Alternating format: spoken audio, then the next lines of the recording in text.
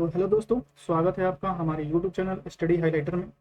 एक मिनट में एक चीज़ बस चेक कर लूँ। पता है, मैं 2 दिन से क्लास ले रहा था और मैंने हिस्ट्री और जियोग्राफी कंप्लीट कर दिया था। सम रीजंस की वजह से ये कंप्लीट नहीं हो पाया। ठीक है, चल रहा है अभी बढ़िया। ठीक है, मुझे ज़्यादा आता नहीं तो धीरे धीरे सीख के ही करूँगा। ठीक है, तो आइए स्टार्ट करते हैं अपना। तो इसमें हम लोग पढ़ने वाले हैं आज। जो मैं आपको बता दूं, पहले ही मैं ये सब क्लासेस ले चुका हूँ, लेकिन फिर शुरू से स्टार्ट करते हैं। जब भाई नहीं हो पाया तो शुरू से स्टार्ट करते हैं। ठीक है, शुरू से स्टार्ट करते हैं। ठीक है, तो पहला हम लोग पढ़ेंगे रेलवे तकनीकी। ठीक है, रेलवे तकनीकी लोकप्रिय कोटि परीक्षा। ठीक है, जिसका हम लोग पता है आरआरबी का जो आरपीएफ की वैकेंसी है उसके लिए बहुत ही इंपॉर्टेंट है। ठीक है, जनरल नॉलेज हम लोग स्टार्ट करने हैं और इसको 2 से 3 हफ्ते के अंदर खत्म करेंगे। ठीक है, एक महीने के अंदर ये पूरी बुक 700 कुछ पेज की बुक है, इसको खत्म कर देंगे। ठीक है, सामान्य अध्ययन है। ठीक है, अध्यायवार सॉल्व पेपर है। ठीक है,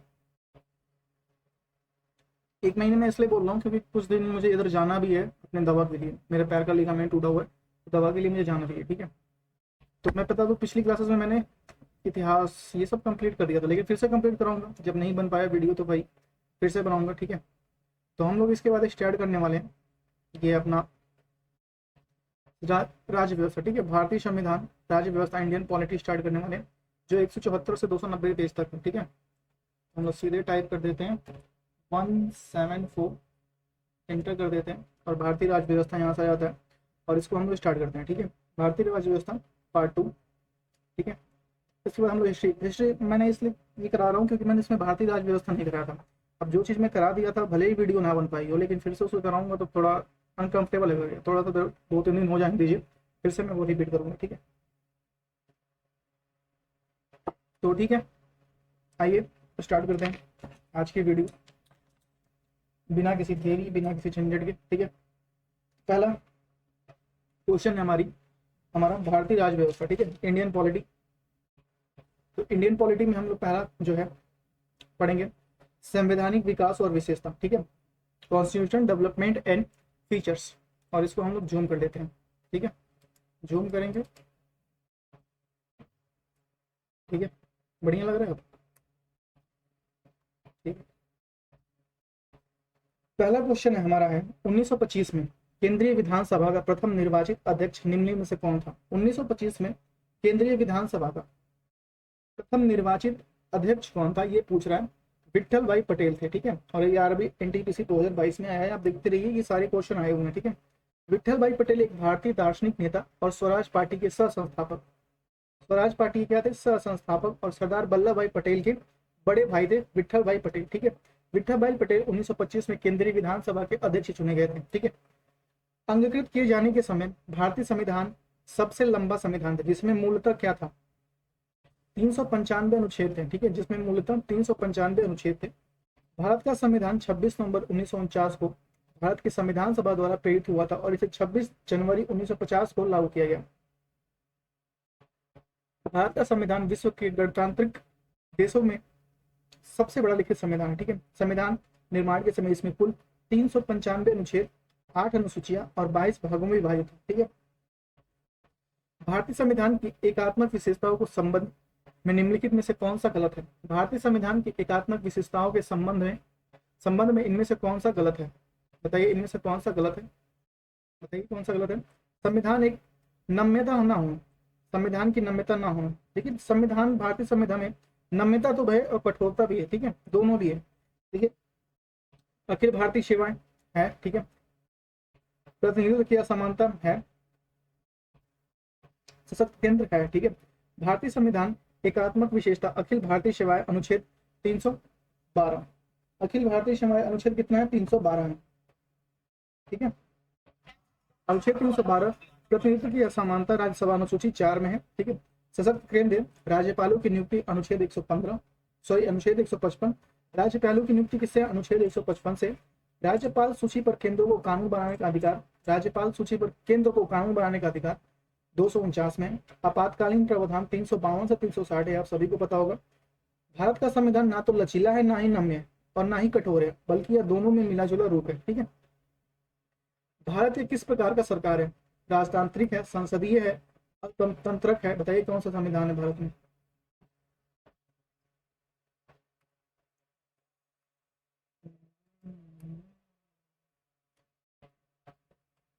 भारत में संसदीय सरकार की स्थापना, भारत में संसदीय सरकार की स्थापना की गई है। संसदीय प्रणाली लोकतांत्रिक शासन व्यवस्था की वो प्रणाली है जिसमें कार्यपालिका अपनी लोकतांत्रिक विधता विधायिका के माध्यम से प्राप्त होती है और विधायिका के प्रति उत्तरदायी होती है। इस प्रकार संसदीय प्रणाली में कार्यपालिका और विधायिका एक दूसरे से परस्पर संबंधित होते हैं। निम्नलिखित में से किसे भारत की सरकार के संघीय स्वरूप का परिणाम कहा जाता है? बताइए। भारत के संघीय स्वरूप का परिणाम कहा जाता है बहुस्तरीय सरकार, संघ, राज्य और स्थानीय। ठीक है, बहुस्तरीय सरकार, संघ और राज्य, स्थानीय। ठीक है, संविधान के प्रथम अनुच्छेद में कहा गया है कि भारत अर्थात इंडिया राज्यों का संघ होगा। भारत सरकार के संघीय स्वरूप का परिणाम संघ, राज्य और स्थानीय शासनों को कहा जाता है। ठीक है, निम्नलिखित में से कौन सी भारतीय संविधान की प्रमुख विशेषता नहीं है? संघवाद की स्थापना, ठीक है, सरकार का संसदीय स्वरूप, मूल संविधान, मूल अधिकार, ये सारी है। समानशाही को प्रोत्साहन, समानशाही को प्रोत्साहन नहीं है। ठीक है, संघवाद की स्थापना, सरकार के संसदीय स्वरूप, मूल अधिकार, नीति तत्व आदि भारतीय संविधान की विशेषता है। इसमें समानशाही के प्रोत्साहन भारतीय संविधान का अंग नहीं है। भारतीय संविधान की संघीय व्यवस्था के संबंध में इनमें से कौन सी विशेषता सही है? बताइए, कौन सी सही है? द्वैध शासन है, भारतीय संविधान में द्वैध शासन है। ठीक है,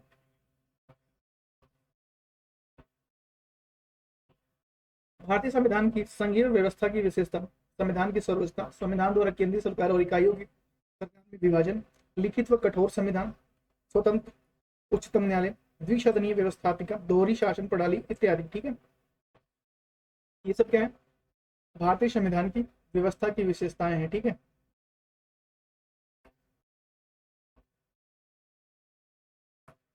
नेक्स्ट है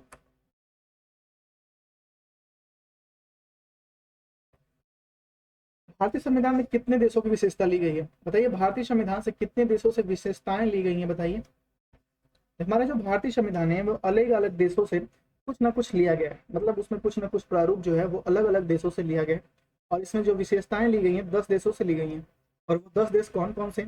देखिए, पहला तो है संयुक्त राज्य अमेरिका है। ठीक है, फिर है ब्रिटेन, फिर है आयरलैंड, आयरलैंड के बाद है फ्रांस, कनाडा, ऑस्ट्रेलिया, रूस, जर्मनी, जापान और दक्षिण अफ्रीका। ठीक है, निम्नलिखित में से किसे सर्वप्रथम भारत के लिए संविधान सभा का गठन का प्रस्ताव रखा था? संविधान सभा के गठन का प्रस्ताव रखा था M.N. रॉय ने। किसने रखा था? M.N. रॉय ने संविधान सभा के गठन का प्रस्ताव रखा था। संविधान सभा के औपचारिक रूप से M.N. रॉय द्वारा, ठीक है, M.N. रॉय द्वारा संविधान सभा के गठन 1930 में प्रस्ताव में रखा गया था। 31 दिसंबर 1929 को पंडित जवाहरलाल नेहरू द्वारा लाहौर अधिवेशन में संविधान सभा के बारे में जिक्र किया गया था। साल 1942 में क्रिप्स मिशन ने भारत संविधान की सभा का गठन की बात पूरी तरह से स्वीकार कर लिया था, लेकिन 1946 में कैबिनेट में से प्रस्ताव द्वारा इसे व्यवहारिक रूप दिया गया। ठीक है, 1934 में M.N. रॉय ने लिखा था। 1929 में लाहौर अधिवेशन में मतलब जवाहरलाल नेहरू ने ये प्रस्ताव जिक्र किया था। ठीक है, 1942 में क्रिप्स मिशन ने संविधान सभा की बात की और 1946 में कैबिनेट में से प्रस्ताव को व्यवहारिक रूप दिया गया। ठीक है, नेक्स्ट है संविधान। भारतीय संविधान का अनुच्छेद 24 शोषण के विरुद्ध अधिकारों से संबंधित है। इस अनुच्छेद के अनुसार यदि कारखाने में खदान में काम करने हेतु सरकार द्वारा निर्धारित न्यूनतम आयु कितनी है? न्यूनतम आयु देखिए 14 वर्ष है। ठीक है, भारतीय संविधान का अनुच्छेद 24 शोषण के विरुद्ध अधिकार से संबंधित है।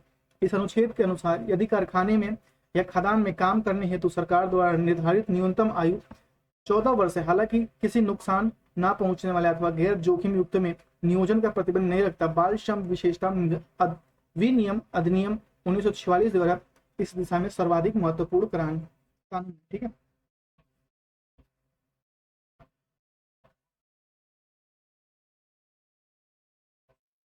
भारत के संविधान के संदर्भ में इनमें से संविधान सभा निर्वाचित अध्यक्ष कौन थे?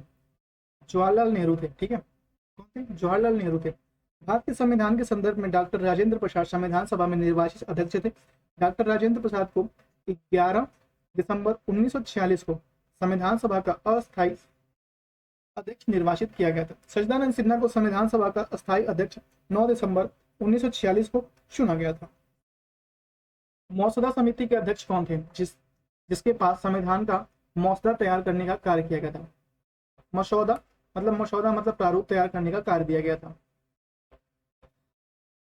मौजूदा समिति के अध्यक्ष डॉक्टर भीमराव अंबेडकर थे। ठीक है, जिन्हें ना चाहते हुए भी इनको भगवान का स्वरूप दे दिया गया, जो बहुत गलत चीज है। ठीक है, जिनके पास संविधान का मसौदा तैयार करने का कार्य था। इसके गठन 29 अगस्त 1946 को किया गया था। इसमें 7 सदस्य शामिल थे।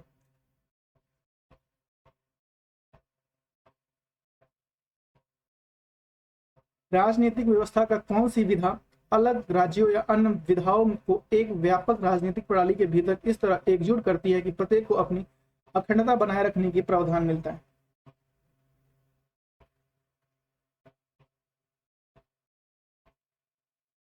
यह है संघवाद। ठीक है,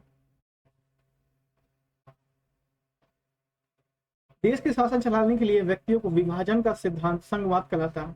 इस शासन व्यवस्था प्रणाली में अनुसार अलग अलग राज्यों या अन्य राज्य व्यवस्थाओं को एक व्यापक राजनीतिक प्रणाली के भीतर इस तरह एकजुट किया जाता है कि प्रत्येक को अपनी अखंडता बनाए रखने के प्रावधान मिलता है।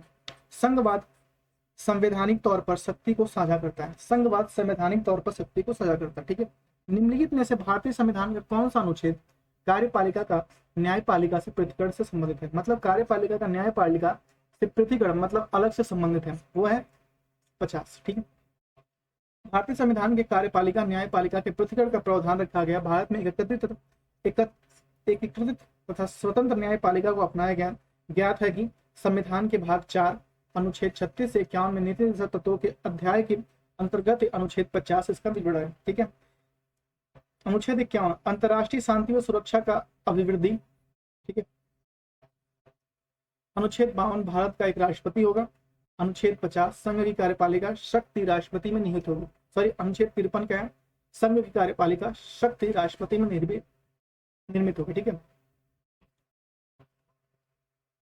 निम्नलिखित में से कौन सा सांकेतिक शब्द की वर्ड देश में सरकार एक से अधिक स्तरों को अस्तित्व में सुपरिभाषित करता है?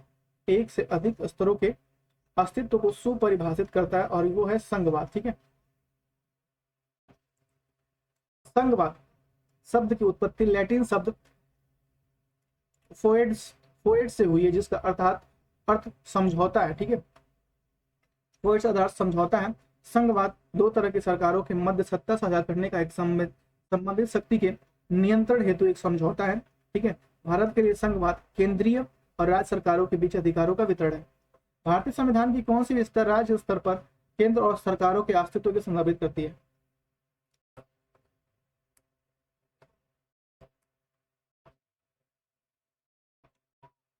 संघवाद भारतीय संविधान की संघवाद की विस्तार राज्य स्तर पर और केंद्र में सरकारों के अस्तित्व को संदर्भित करती है। संघवाद सरकार का एक रूप है जिसमें शक्ति को राष्ट्रीय सरकार और अन्य छोटी सरकारी इकाइयों के बीच विकसित किया जाता है। यह राजशाही जैसी एकात्मक सरकार के बीच संतुलन बनाने का प्रयास करती है, जिसे केंद्रीय प्राधिकरण के पास विशेष शक्ति होती है। ठीक है, स्वतंत्रता के बाद भारत के संविधान सभा के अध्यक्ष कौन थे? स्वतंत्रता के बाद भारत के संविधान सभा के अध्यक्ष डॉक्टर राजेंद्र प्रसाद थे। ठीक है, 9 दिसंबर 1946 को डॉक्टर सच्चिदानंद सिन्हा को संविधान सभा का अस्थायी अध्यक्ष नियुक्त किया गया था। 11 दिसंबर 1946 को डॉक्टर राजेंद्र प्रसाद को संविधान सभा द्वारा प्रथम अस्थायी अध्यक्ष चुना गया था। 29 अगस्त 1947 को संविधान सभा के प्रारूप समिति का अध्यक्ष डॉक्टर भीमराव अंबेडकर को चुना गया। देखिए, 9 दिसंबर 1946 को सत्तानंद को अस्थायी अध्यक्ष चुना गया था। 11 मतलब 2 ही दिन बाद राजेंद्र प्रसाद को संविधान सभा का प्रथम स्थायी अध्यक्ष चुना गया। 29 अगस्त को 1947 में संविधान सभा के प्रारूप समिति का अध्यक्ष डॉक्टर भीमराव अंबेडकर को चुना गया। स्वतंत्र भारत के संविधान सभा के प्रथम अध्यक्ष कौन थे? स्वतंत्र भारत के संविधान सभा के प्रथम अध्यक्ष थे राजेंद्र प्रसाद थे। ठीक है, 9 दिसंबर 1946 को आयोजित संविधान सभा की प्रथम बैठक के अध्यक्ष कौन थे? डॉक्टर सच्चिदानंद सिन्हा, जो अस्थायी थे। ठीक है, इनमें से कौन सा भारतीय संविधान का मसौदा समिति का सदस्य नहीं था? देखिए, A.V. ठक्कर मसौदा समिति के अध्यक्ष नहीं थे, जबकि सैयद मोहम्मद सादुल्लाह, N. गोपालस्वामी अयंगर और डॉक्टर K.M. मुंशी ये सारे लोग सदस्य थे। ठीक है, ये सारे लोग क्या थे? सदस्य थे। संविधान सभा के प्रारूप समिति में कुल 7 सदस्य थे। डॉक्टर भीमराव अंबेडकर, ठीक है, अध्यक्ष थे। गोपाल स्वामी अयंगर, ठीक है, अल्लादी कृष्णा स्वामी Ayyar, K M Munshi, Mohammad Saadullah, N Madhav Rao, B L Mitra के स्थान पर, ठीक है, टी टी कृष्णमचारी, ठीक है, डीपी खेताना की मृत्यु के बाद। अतः स्पष्ट है कि ए.वी. ठक्कर भारतीय संविधान की मसौदा समिति के अध्यक्ष नहीं थे, ठीक है। संविधान सभा के प्रारूप समिति के अध्यक्ष कौन थे? संविधान सभा के प्रारूप समिति के अध्यक्ष डॉक्टर भीमराव अंबेडकर थे। प्रारूप समिति के अध्यक्ष कौन थे? डॉक्टर भीमराव अंबेडकर प्रारूप समिति के अध्यक्ष थे, ठीक है। पंडित जवाहरलाल नेहरू ने किस तिथि को संविधान सभा में उद्देश्य दिया था? संविधान सभा में उद्देश्य दिया था पंडित जवाहरलाल नेहरू ने किस तिथि को?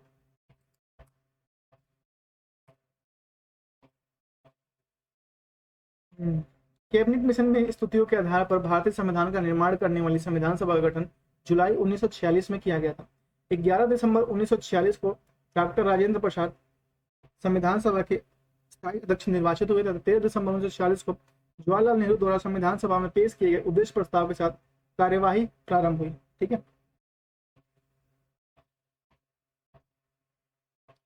भारतीय संविधान के निर्माण के दौरान निम्नलिखित में से किसने उद्देश्य में कथन प्रस्तुत किया? उद्देश्यों के कथन प्रस्तुत किए वो थे जवाहरलाल नेहरू। उद्देश्यों के कथन प्रस्तुत किए। कितने वर्ष के विचार विमर्श के बाद भारतीय संविधान पर हस्ताक्षर किए?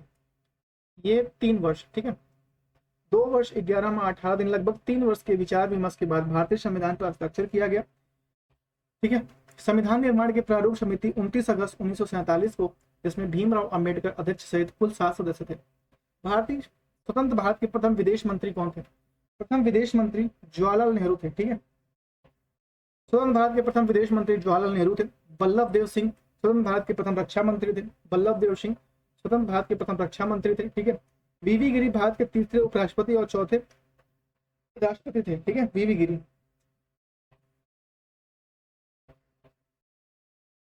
डॉक्टर सर्वपल्ली राधाकृष्णन भारत के प्रथम उपराष्ट्रपति और द्वितीय राष्ट्रपति थे, ठीक है। देखिए, बलदेव सिंह भारत के प्रथम रक्षा मंत्री थे। देखिए, बलदेव सिंह बल लगाएंगे तो रक्षा मंत्री, ठीक है। जवाहरलाल नेहरू, ठीक है, बहुत ज्यादा विदेश जाते थे, विदेशियों से उनका लेना देना था बहुत ज्यादा, ठीक है। उनके साथ बैठ के वो चिल्लम उल्लम फुआ करते थे, तो ठीक है, क्या वो विदेश मंत्री हो गए, ठीक है। वीवी गिरी भारत के तीसरे उपराष्ट्रपति और चौथे राष्ट्रपति थे, ठीक है। वीवी गिरी, ठीक है, वीवी गिरी, ऐसे मान लीजिए वी 3 बार गिर गया, ठीक है, और चौथी बार में राष्ट्रपति बन गया, ठीक है। डॉक्टर सर्वपल्ली राधाकृष्णन प्रथम उपराष्ट्रपति और द्वितीय राष्ट्रपति हैं, ठीक है। स्वतंत्र भारत का पहला केंद्रीय बजट किसने पेश किया? स्वतंत्र भारत का पहला केंद्रीय बजट आर के षणमुखम चेट्टी ने पेश किया। आर के षणमुखम चेट्टी ने पेश किया। स्वतंत्र भारत का पहला केंद्रीय बजट वित्त मंत्री आर के षणमुखम चेट्टी ने 26 नवंबर 1947, कब भैया? 26 नवंबर 1947 को पेश किया गया। भारतीय संविधान का मसौदा तैयार करने के लिए संविधान सभा ने डैश को मसौदा समिति का गठन किया? बताइए। 29 अगस्त 1947 को मसौदा समिति का गठन किया गया, ठीक है। कैबिनेट मिशन की संस्तुतियों के आधार पर भारतीय संविधान का निर्माण करने वाले संविधान सभा का गठन जुलाई 1946 में किया गया। संविधान सभा द्वारा 29 अगस्त 1947 को एक संकल्प प्रेरित करके प्रारूप समिति का गठन किया गया। इसके अध्यक्ष के रूप में डॉक्टर भीमराव अंबेडकर को चुना गया। प्रारूप समिति के सदस्यों की संख्या 7 थी। कितनी थी? 7 थी। भारत की संविधान सभा का विचार पहली बार किसने दिया था? भारत की संविधान सभा का विचार पहली बार दिया था एम.एन. रॉय ने, ठीक है। संविधान सभा भारत के विचार पहली बार एम.एन. रॉय ने सन 1934 में दिया गया था। 1946 में क्रिप्स मिशन की सफलता के बाद कैबिनेट मिशन आया, ठीक है। इस मिशन ने भारतीय संविधान के निर्माण के लिए एक बुनियादी ढांचे का प्रारूप स्वीकार किया, जिसे संविधान सभा नाम दिया गया। मूल संविधान में 395 अनुच्छेद 22 भाग और 8 अनुसूचियां थी। कितनी थी भैया? 395 अनुच्छेद 22 भाग और 8 अनुसूचियां थी। भारतीय संविधान को लिखने वाली संविधान सभा के उपाध्यक्ष कौन थे? एच.सी. मुखर्जी थे, ठीक है। भारतीय संविधान को लिखने वाली संविधान सभा के हिरेन कुमार मुखर्जी थे, ठीक है। इनका पूरा नाम क्या था? हिरेन कुमार मुखर्जी था।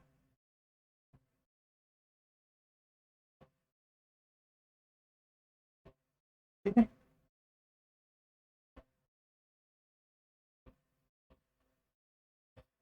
हिरेन कुमार मुखर्जी 11 दिसंबर 1946 को उपाध्यक्ष निर्वाचित किए गए, जबकि राजेंद्र प्रसाद संविधान सभा के अध्यक्ष निर्वाचित किए गए। 1947 से पहले भारत में 26 जनवरी को क्या कहा था? क्या कहा जाता था? इसको कहा था स्वतंत्रता दिवस कहा था, ठीक है। 1947 से पहले भारत में 26 जनवरी को स्वतंत्रता दिवस के रूप में मनाया जाता था। 26 जनवरी 1930 को रावी नदी के तट पर, ये देखिए इंपॉर्टेंट है, 26 जनवरी 1930 को रावी नदी के तट पर जवाहरलाल नेहरू ने झंडा फहराकर पूर्ण स्वराज की संकल्पना प्रस्तुत की। स्वतंत्रता के उपरांत 15 अगस्त को स्वतंत्रता दिवस और 26 जनवरी को गणतंत्र दिवस मनाया जाने लगा। ठीक है,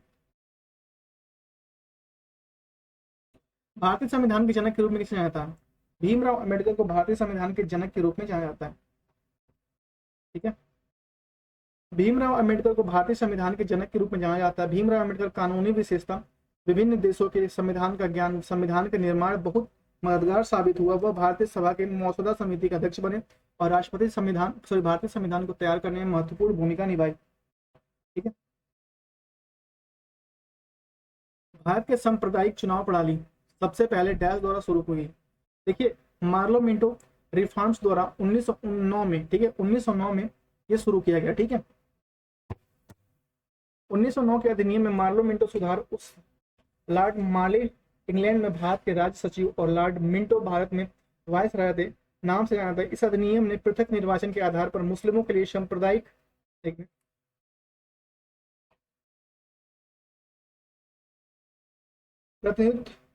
प्रतिनिधित्व का प्रावधान किया। इसके अंतर्गत मुस्लिम सदस्यों का चुनाव मुस्लिम मतदाता ही कर सकते थे, इसलिए लॉर्ड मिंटो को सांप्रदायिक निर्वाचन के जनक के रूप में जाना जाता है। ठीक है, किस निर्णय से संविधान की मूल संरचना का सिद्धांत निर्धारित किया गया? केशवनंद भारतीयवाद के संरचना से। ठीक है, 1973 में, ठीक है, 1973 में केशवनंद भारती बनाम केरल राज्य के मामले में सर्वोच्च न्यायालय के 13 न्यायाधीशों की पीठ ने यह कहा कि संसद संविधान की संशोधन कर सकती है, परंतु उसमें मूल ढांचे में क्षति पहुंचाए बिना कोई संविधान संशोधन किया जाता है और उसके मूल ढांचे की क्षति पहुंचता है तो इस संविधान संशोधन को न्यायालय द्वारा रद्द किया जाएगा। संविधान संरचना के कुछ मूल तत्वों के अनुच्छेद 368 के तहत संशोधन नहीं किया जा सकता। जो संविधान है, संविधान की सर्वोच्चता, शक्तियों का बंटवारा, विधायिका, कार्यपालिका, न्यायपालिका, राष्ट्र की एकता और अखंडता, इसमें संशोधन नहीं किया जा सकता। भारत की संविधान सभा की पहली बैठक कब? पहली बैठक 9 दिसंबर 1946। कब? 9 दिसंबर 1946। पहली बैठक 9 दिसंबर 1946। संविधान सभा की स्थापना वर्ष 1946 में कैबिनेट मिशन योजना के अंतर्गत की गई। संविधान सभा में कुल 389 सदस्य, ठीक है, 89 सदस्य थे और 292 प्रांतों में और 93 देशी रियासतों से और 4 केंद्र शासित प्रदेश से थे। ठीक है, संविधान सभा की पहली बैठक 9 दिसंबर 1946 को सचिदानंद सिन्हा के अस्थायी अध्यक्ष बनाया गया। तत्पश्चात 11 दिसंबर 1946 को डॉक्टर राजेंद्र प्रसाद को स्थायी अध्यक्ष तथा एच सी मुखर्जी को उपसभापति नियुक्त किया गया। संविधान सभा की पहली कार्यवाही पंडित जवाहरलाल नेहरू द्वारा पेश किए गए उद्देश्य प्रस्ताव के साथ हुई। भारतीय संविधान को कब अंगीकृत किया गया?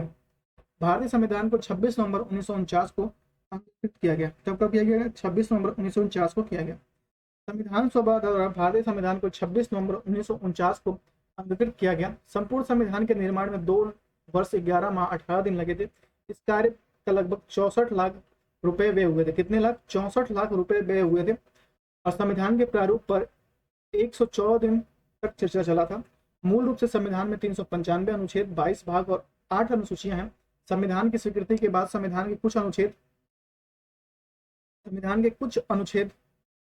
26 नवंबर 1949 को ही लागू कर दिए गए, परंतु संविधान में विशेष संविधान प्रावधान 26 जनवरी 1950 को लागू किए गए। 26 जनवरी 1950 को भारत एक गणराज्य के रूप में स्थापित हो गया। निम्न में से कौन सा भारतीय अधिनियम ब्रिटिश प्रधानमंत्री लॉर्ड नॉर्थ की अध्ययन वाली समिति की रिपोर्ट पर आधारित थी?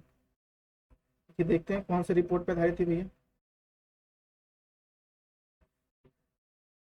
1973 का विनियम अधिनियम, 1973 का अधिनियम, ठीक है, 1973 का विनियम अधिनियम भारतीय संविधान के संवैधानिक विकास का मील का पत्थर था, जिसे लॉर्ड नॉर्थ फेडरिक नॉर्थ द्वारा, ठीक है, लॉर्ड नॉर्थ या फेडरिक नॉर्थ द्वारा भारत के, लॉर्ड और ना लगाया कीजिए, चुतिया पंक्ति लगता है, ठीक है, फेडरिक नॉर्थ द्वारा भारत में ईस्ट इंडिया कंपनी के मामलों में बेहतर प्रबंधन के लिए कुछ नियम स्थापित करने के लिए पेश किए गए। विश्व का सबसे लंबा लिखित संविधान है भारत का, ठीक है, भारत का संविधान विश्व का सबसे लंबा लिखित संविधान है। वर्तमान में 22 भाग, 395 अनुच्छेद और 12 अनुसूचियां हैं। वह अमेरिका का संविधान विश्व का सबसे पुराना सबसे पुराना और सबसे छोटा लिखित संविधान है, ठीक है, अमेरिका का संविधान।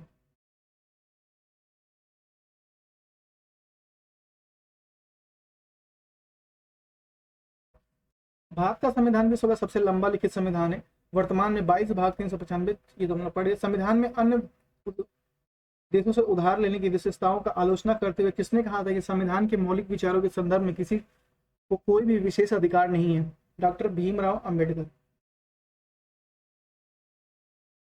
भीमराव अंबेडकर ने संविधान में अन्य देशों से उधार लेने की विशेषताओं का आलोचना करते हुए कहा कि संविधान के मौलिक विचारों के संदर्भ में किसी को कोई भी विशेष अधिकार नहीं है। 26 नवंबर 1949 को संविधान सभा ने संविधान के उस प्रारूप को स्वीकार किया था जिसमें भीमराव अंबेडकर की अध्यक्षता में ड्राफ्टिंग कमेटी ने तैयार किया था तथा इस प्रारूप में संविधान सभा 26 जनवरी 1950 को लागू हुआ और भारत एक गणराज्य बना था, ठीक है। भारत के संविधान का मसौदा समिति के अध्यक्ष कौन थे? वो थे डॉक्टर भीमराव अंबेडकर, ठीक है। भारतीय संविधान के संबंध में निम्नलिखित में से कौन सा कथन सही है, बताइए? यह कई संविधानों का मिश्रण है, ये सही है, ठीक है। भारतीय संविधान कई संविधानों का मिश्रण है। भारतीय संविधान के अनेक देशी और विदेशी स्रोत है, लेकिन भारतीय संविधान पर सबसे अधिक प्रभाव भारत शासन अधिनियम 1935 का है। कब का है? भारत शासन अधिनियम 1935 का है। भारतीय संविधान से 395 अनुच्छेदों में से लगभग 250 अनुच्छेद ऐसे हैं जो 1935 ईस्वी के अधिनियम से या तो शब्दांश से लिए गए या फिर उनमें बहुत थोड़ा परिवर्तन के साथ स्थान दिया गया है, ठीक है। भारत का कौन सा दिन 26 नवंबर मनाया था? संविधान दिवस, ठीक है। भारत में संविधान दिवस 26 नवंबर को मनाया जाता है। इसकी शुरुआत 2015 को में डॉक्टर भीमराव अंबेडकर की 125वीं जयंती से किया जाता है, ठीक है। 125वीं जयंती से किया जाता है। भारत का संविधान 26 नवंबर 1949 को बनकर तैयार हुआ। इसके कुछ प्रावधान इस दिन लागू किए गए जिससे मूलतः फलस्वरूप इस दिन को संविधान दिवस के रूप में मनाया था, जबकि भारतीय संविधान 26 जनवरी 1950 को पूर्ण रूप से लागू कर दिया गया था, इसलिए 26 जनवरी को गणतंत्र दिवस के रूप में मनाया था।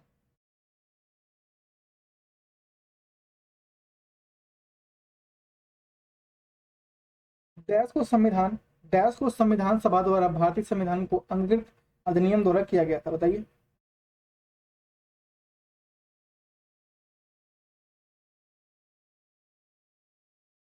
छब्बीस नवंबर 1949 को।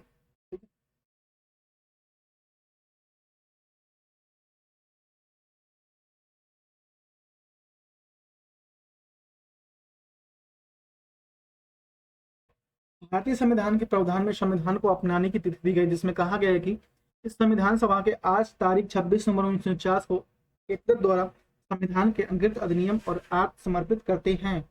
भारत का सर्वोच्च कानून किसे माना जाता है? संविधान को, ठीक है। देखो इसमें क्या लिखा है? अंबेडकर की शिक्षाएं, जनतंत्र, धर्मनिरपेक्षता। संविधान को सर्वोच्च कानून मानते हैं, ठीक है। भारत का सर्वोच्च कानून संविधान को माना जाता है। यह भारत का सर्वोच्च विधान है जो संविधान सभा द्वारा 26 नवंबर 1949 को पारित हुआ था। 26 जनवरी 1950 को 50 से प्रभावी है। यह विश्व में किसी भी गणतांत्रिक देश का सबसे बड़ा लिखित संविधान है। संविधान सभा को लागू किया गया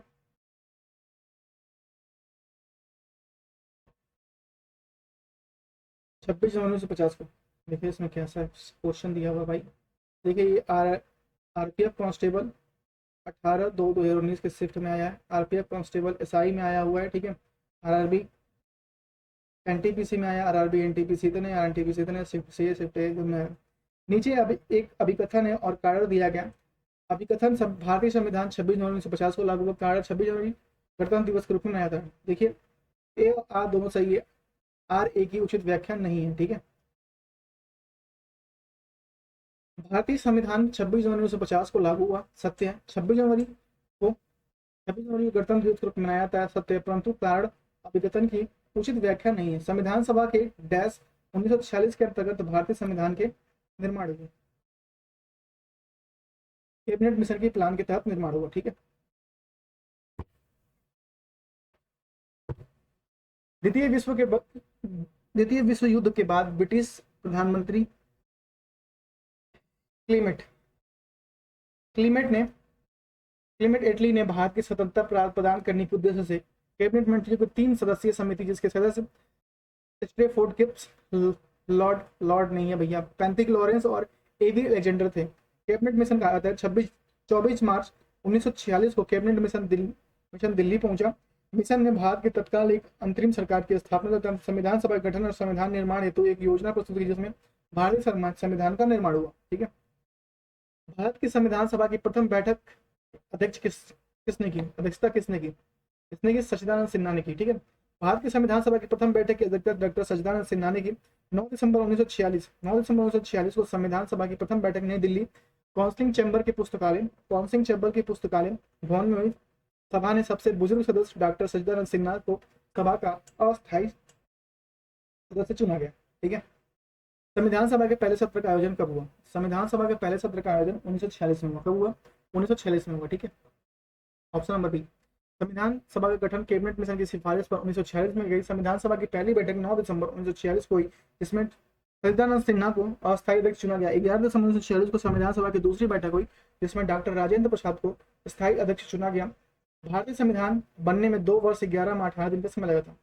भारतीय संविधान ने किस दिन भारत के राष्ट्रीय ध्वज को अपनाया? देखिए, राष्ट्रीय ध्वज को अपनाया गया था 22 जुलाई 1947 को। 22 जुलाई 1947 को। ठीक है,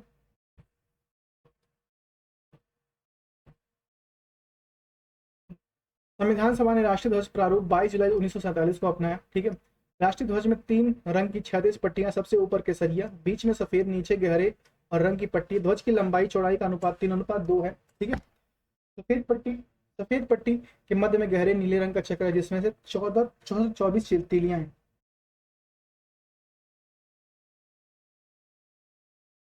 भारत का राष्ट्रीय प्रतीक भारत सरकार कब अपनाया गया? राष्ट्रीय प्रतीक कब अपनाया गया? 26 जनवरी 1950 को। अशोक द्वारा सारनाथ में स्थित सिंह स्तंभ भारत का राष्ट्रीय प्रतीक है। इसको सारनाथ में स्थित अशोक की लाट से लिया गया। 26 जनवरी 1950 को भारत सरकार द्वारा अपनाया गया।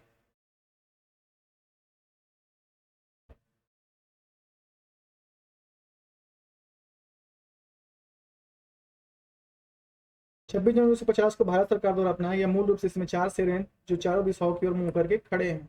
इसमें से 3 ही दिखता है। तो टाइप कर दिया भैया।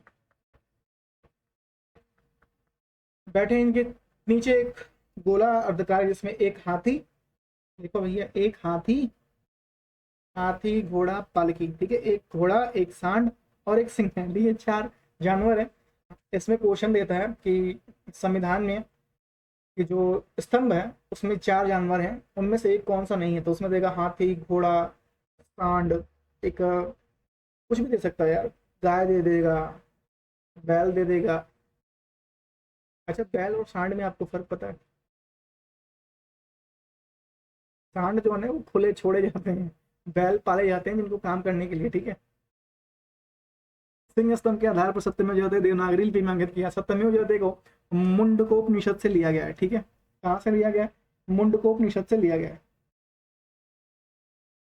भारत का संविधान गणतांत्रिक है क्योंकि इसमें कोई वंशानुगत घटक नहीं है। ठीक है, कोई नहीं है कि राहुल गांधी जो इस समय मर रहे हैं तो उसके पहले राजीव गांधी से पहले राहुल गांधी आ जाएं, या फिर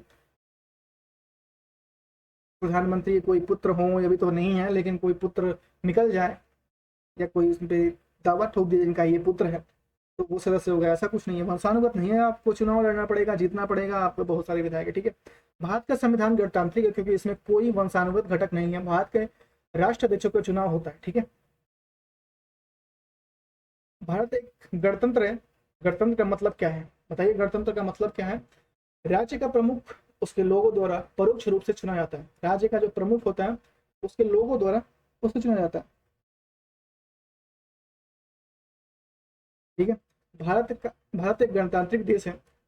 गणतंत्र का ऐसा देश होता है जहां स्वतंत्र शासन तंत्र में सैद्धांतिक रूप से देश के सर्वोच्च पद पर आम जनता से कोई भी व्यक्ति पदासीन हो सकता है। भारतीय संविधान में गणतंत्र की अवधारणा को फ्रांस से लिया गया। नीचे का विकथन और काढ़ा दिया गया। भारत एक लोकतांत्रिक देश है। ठीक है, भारत का अपना एक संविधान है। देखो भैया, ये दोनों ही सही है, दोनों सही है, लेकिन आर्य की उचित व्याख्या नहीं है। ठीक है, इसमें मुझे उचित व्याख्या समझ नहीं आता है क्या है। भारत एक लोकतांत्रिक देश है। लोकतंत्र एक ऐसी शासन व्यवस्था है जिसमें जनता अपना शासक स्वयं चुनती है, और लोकतंत्र व्यवस्था लोकतांत्रिक रूप से चुना था। हम लोग भारत के स्रोत पढ़ेंगे। ठीक है, भारत के स्रोत sources of India constitution, Indian constitution, ठीक है। मतलब कि सोर्सेज मतलब आपने एक घर बनाया, ठीक है, आपने एक घर बनाया और घर में बनाने में आपने कहाँ कहाँ से पैसे लिए, कहाँ से ईंट लाए, कहाँ से क्या लाए, और आपका एक घर तैयार हुआ। ऐसे ही हमारा जो संविधान है उसमें कहाँ से क्या आया, कहाँ से, एक मिनट रुकिए। हेलो। कुछ नहीं। हम्म। ठीक। नहीं।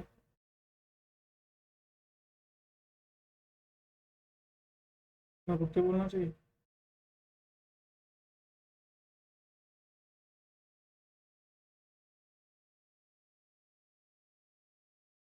नहीं तो क्यों तकलीफ होगी।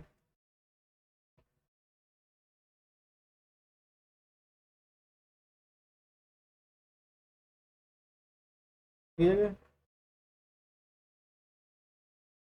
हम्म।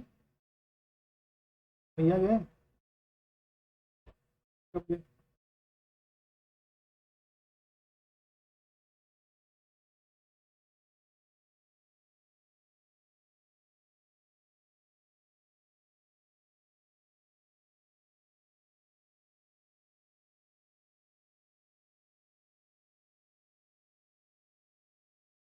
कुछ भी नहीं।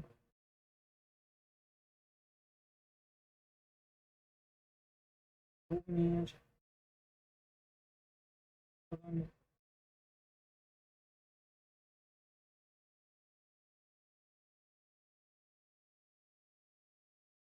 दौड़ने गए।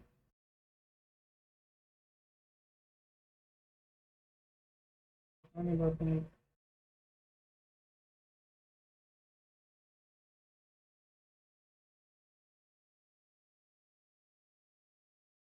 काट दो।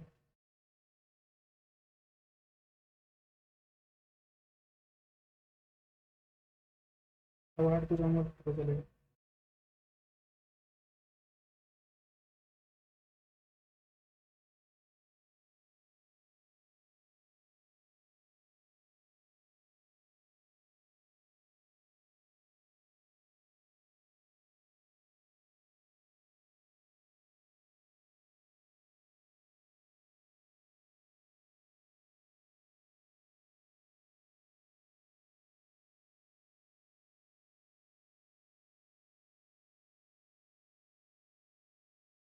हाथ मिलाना।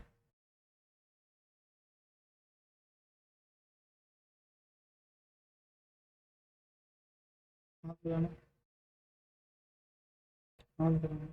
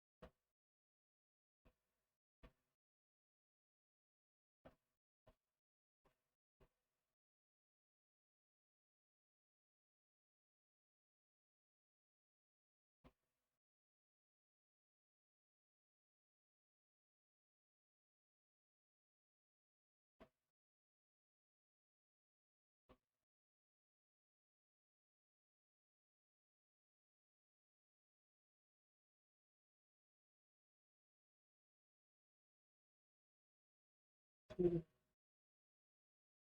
ठीक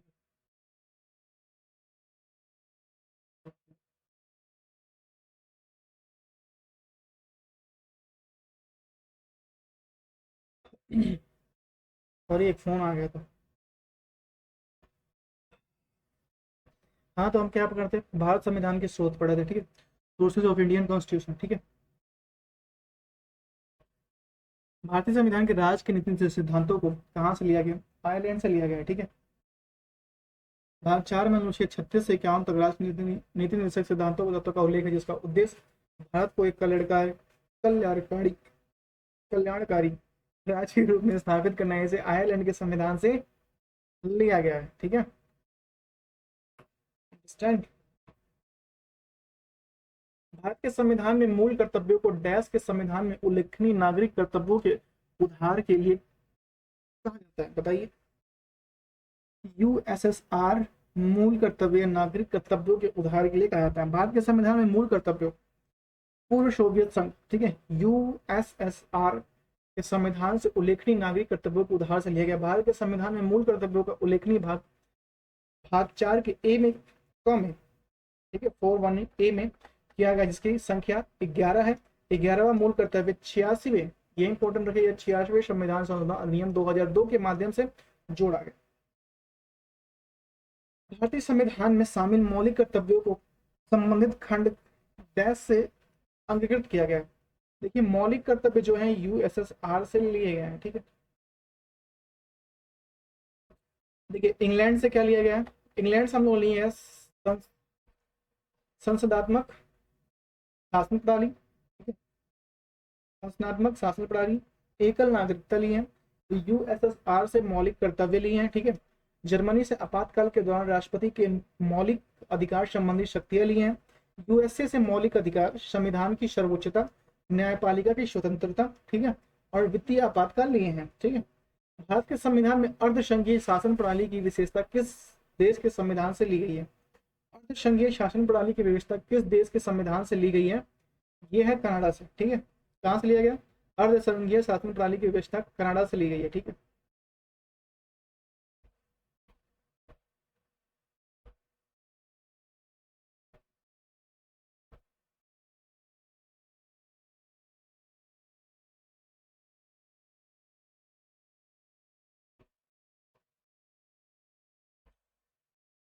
भारतीय संविधान के अर्धसंघीय शासन प्रणाली कनाडा के संविधान से ली गई। इसके अलावा सर्वोच्च न्यायालय, कलाकारी अधिकार केंद्र द्वारा राज्य में राज्यपाल की नियुक्ति आदि विशेषता भी कनाडा के संविधान से ली गई है। मौलिक अधिकार, अमेरिकी संविधान तथा संविधान संशोधन की प्रक्रिया दक्षिण अफ्रीका से ली गई है, ठीक है। भारत के संविधान इनमें से कौन सी विशेषता यूनाइटेड किंगडम के संविधान से ली गई है? देखिए, यूनाइटेड किंगडम के संविधान से एकल नागरिकता ली है, ठीक है। कौन सा ली है? एकल नागरिकता। भारत के संविधान में एकल नागरिकता का प्रावधान यूनाइटेड किंगडम से लिए गए। एकल नागरिकता एक व्यक्ति को एक समय में एक देश का ही नागरिकता होने की अनुमति है, ठीक है। भारत के संविधान के भाग 2 में अनुच्छेद 5 से 11 नागरिकता से संबंधित है, ठीक है। स्वतंत्रता, समानता, बंधुत्व के प्रावधानों के अंगीकरण हेतु भारतीय संविधान निर्माताओं द्वारा किस देश के संविधान पर विचार किया गया? किस देश के संविधान पर विचार किया गया, बताइए।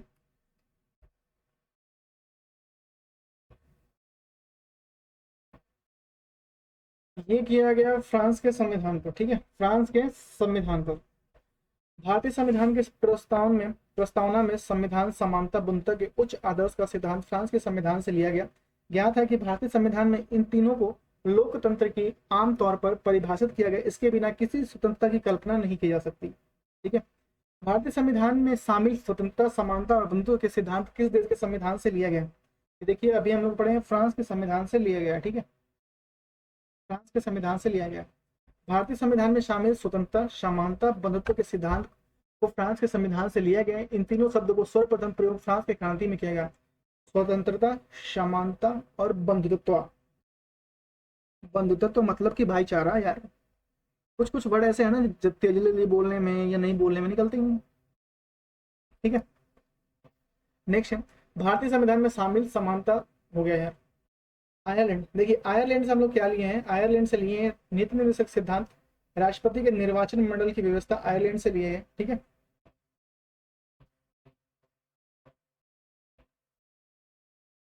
उसके बाद से हम लोगों ने लिया है ऑस्ट्रेलिया से प्रस्तावना की भाषा, समवर्ती सूची आदि। ठीक है, ब्रिटेन की संविधान से लिए संसदात्मक शासन प्रणाली, विश्व के शासन आदि लिए। विश्व विधि का शासन, ठीक है, विश्व का शासन नहीं, विधि का शासन। निम्नलिखित में से कौन सा भारतीय संविधान का स्रोत नहीं है? डेनमार्क का संविधान भारतीय संविधान का स्रोत नहीं है, बिल्कुल नहीं है। फ्रांस का संविधान है, आयरलैंड का संविधान है, यूएसए का संविधान है। ठीक है, डेनमार्क का संविधान में स्रोत में शामिल नहीं है। देखिए यहाँ पे बहुत अच्छे से डिस्क्राइब किया गया।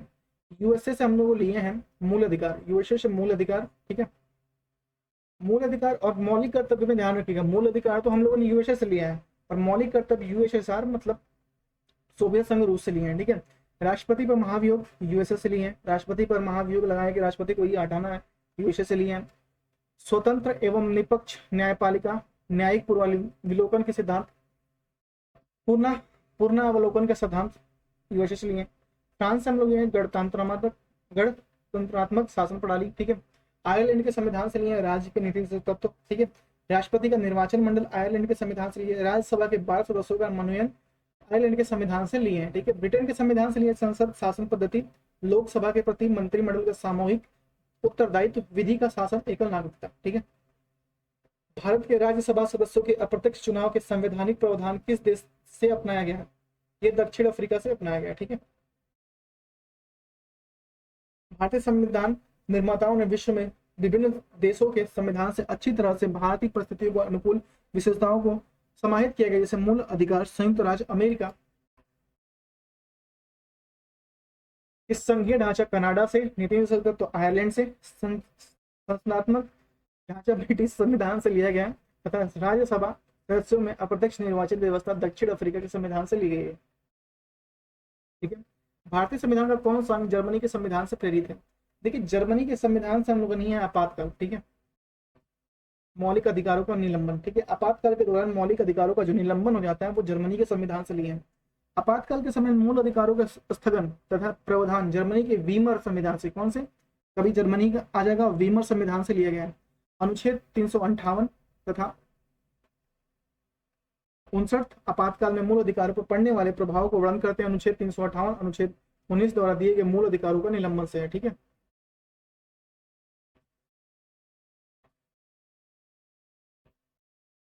ठीक है भैया, कलर चेंज कर लेते हैं, पता है क्या हो गया, गड़बड़ हो गया। ठीक है, भारतीय संविधान में पंचवर्षीय योजनाओं का प्रावधान किस देश से लिया गया है? पंचवर्षीय योजनाओं का प्रावधान लिया है यूएसएसआर से लिया गया है, पंचवर्षीय योजनाओं का प्रावधान। ठीक है, कहां से लिया गया है? यूएसएसआर से लिया गया है पंचवर्षीय योजनाओं का प्रावधान। भारत के पंचवर्षीय योजनाओं का प्रावधान रूस से लिया गया है। भारत में प्रथम प्रधानमंत्री पंडित जवाहरलाल नेहरू ने सन 1951 में भारत की संसद में पहली पंचवर्षीय योजना प्रस्तुत की है। प्रथम पंचवर्षीय योजना हेरोल्ड डोमर मॉडल पर आधारित है। कौन से? हेरोल्ड डोमर मॉडल पर आधारित है। भारत संविधान में मौलिक अधिकार किस संविधान के अंगीकृत किए गए? मौलिक अधिकार किस संविधान से अंगीकृत किए गए? मौलिक अधिकार संयुक्त, ठीक है, संयुक्त राज्य से। ठीक है, भारत के संविधान में अनुच्छेद 12 से 35 उल्लेखित मौलिक अधिकार संयुक्त राज्य अमेरिका के संविधान से उल्लेखित किए गए। संविधान में भाग 3 को भारत का अधिकार पत्र कहा जाता है। भारतीय संविधान में 6 मौलिक अधिकारों का वर्णन है। ठीक है, और वो 6 मौलिक अधिकारों का वर्णन है। ठीक है,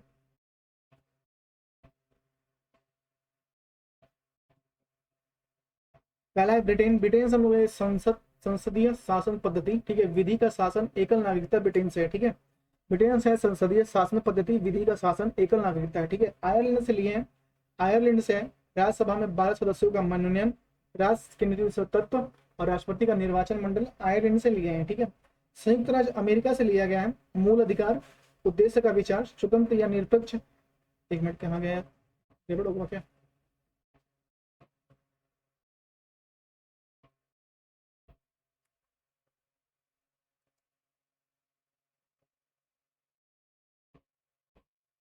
हाँ, ठीक है, स्वतंत्र एवं निरपेक्ष न्यायपालिका। ठीक है, राष्ट्रपति पर महाभियोग, न्यायिक पूर्वावलोकन, ये सब संयुक्त राज्य अमेरिका से लिया। सोवियत संघ से हम लोग लिए हैं मूल कर्तव्य, प्रस्तावना में न्याय, सामाजिक, आर्थिक और राजनीतिक आदर्श। हम लोग कहाँ से लिए हैं? सोवियत संघ से लिए हैं। ठीक है, भारतीय संविधान में अधिपूर्ण शासन, रूल ऑफ लॉ का विचार इनमें से किस संविधान से लिया गया है? रूल ऑफ लॉ, ठीक है, किस संविधान से लिया गया है, ये पूछा है आपसे।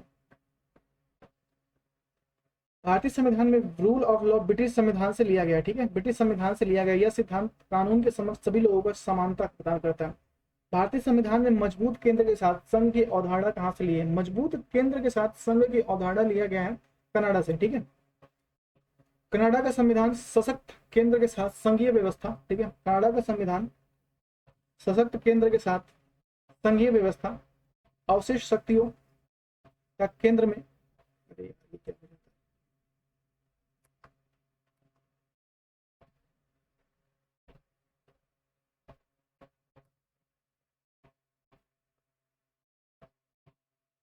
केंद्र में निहित होना, ठीक है, अवशिष्ट शक्तियों से केंद्र में निहित होना।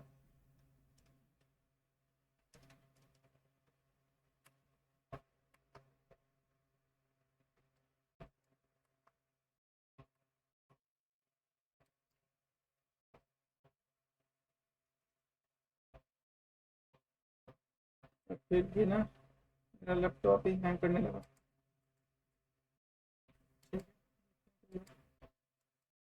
ठीक है, अवशिष्ट शक्तियों के साथ केंद्र में, केंद्र द्वारा राज्यपाल के राज्यपालों की नियुक्ति, ठीक है, और उच्चतम न्यायालय के परामर्शी और निर्णय, ठीक है।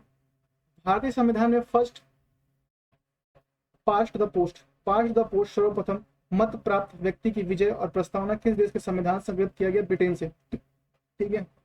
भारत के संविधान में फर्स्ट पास्ट द पोस्ट सर्वाधिक मत प्राप्त व्यक्ति की विजय यह प्रावधान ब्रिटेन के संविधान से लिया गया। भारतीय संविधान में शामिल नीति निर्देशक तत्वों की अवधारणा किस देश से लिए गए हैं? ये आयरलैंड से लिया गया है, ठीक है।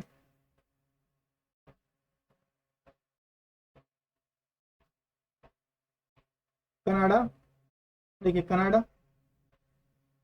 सरकार की संघीय व्यवस्था, कनाडा से क्या लिया गया? सरकार की संघीय व्यवस्था, अवशिष्ट शक्ति में केंद्र में निहित।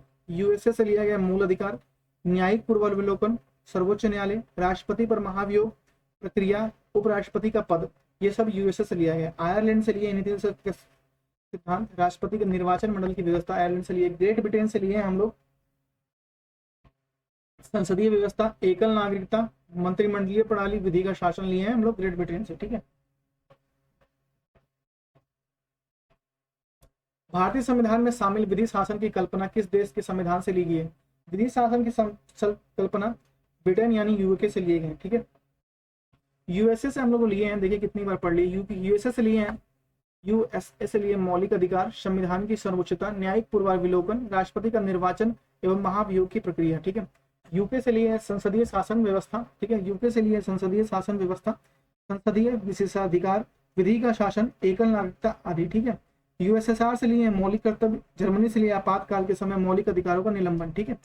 ये सब हम लिए यूएसआर से, ठीक है।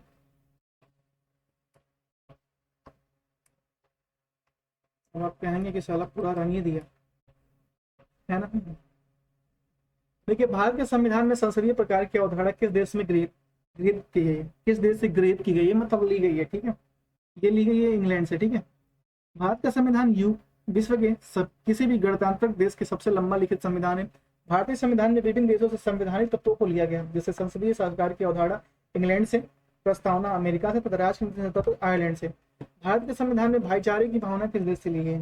भाईचारे की भावना, हो भाई, फ्रांस से ली गई है। आज तक हम लोग भाईचारा निभा रहे हैं और लोग आते हैं मार के चले जाते हैं।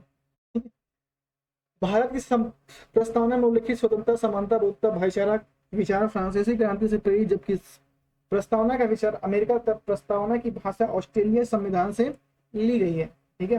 भारतीय संविधान के मौलिक कर्तव्य किस देश, भारतीय संविधान के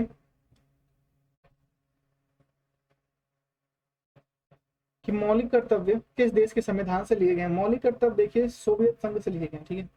भारतीय संविधान के मौलिक कर्तव्य 42वें संविधान संशोधन 1946 द्वारा 76 द्वारा सोवियत संघ स्वर्ण सिंह समिति के अनुशंसा पर सोवियत संघ के संविधान से लिया गया। इस संविधान में भाग 4 अनुच्छेद 51 में जोड़ा गया। इसे मूल कर्तव्यों की कुल संख्या 11 है। भारतीय संविधान में उल्लिखित आपातकाल का प्रावधान किस देश से लिया गया? आपातकाल का प्रावधान जर्मनी से लिया गया।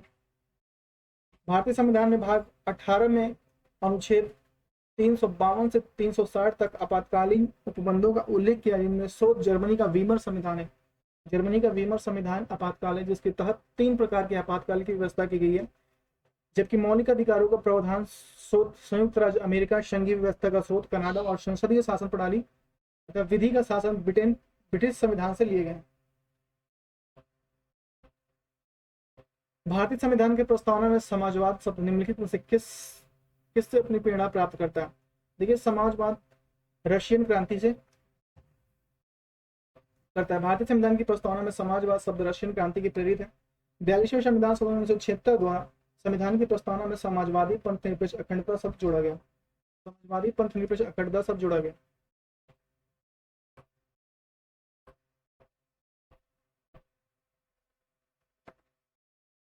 नेक्स्ट है संघ और राज्य से, यूनियन और स्टेट टेरिटरी। तेलंगाना राज्य निम्नलिखित में से किस राज्य से अलग हुआ? तेलंगाना जो हुआ है आंध्र प्रदेश से अलग हुआ है। तेलंगाना राज्य आंध्र प्रदेश से अलग हुआ है।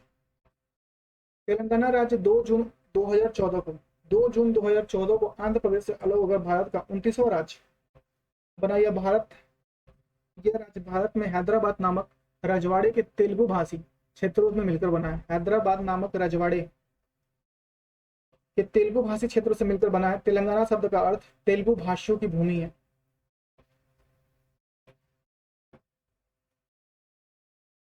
मुख्यमंत्री के अनुपस्थिति में केंद्र शासित प्रदेशों का प्रभारी निम्नलिखित में से कौन से होता है? उपराज्यपाल होता है। मुख्यमंत्री की अनुपस्थिति में केंद्र शासित प्रदेशों का प्रभारी उपराज्यपाल होता है। मुख्यमंत्री की अनुपस्थिति में केंद्र शासित प्रदेशों का प्रशासन वास्तव में केंद्र सरकार द्वारा नियुक्त किए गए प्रभारी उपराज्यपाल व लेफ्टिनेंट गवर्नर द्वारा नियंत्रित होता है। वर्तमान में भारत में 8 केंद्र शासित प्रदेश हैं, जिनमें पुडुचेरी दिल्ली संविधान सभा गठित है। जम्मू कश्मीर में संविधान सभा अभी निलंबित स्थिति में नहीं है, निलंबित स्थिति में ही है। महाराष्ट्र और गुजरात राज्यों का गठन खाना है।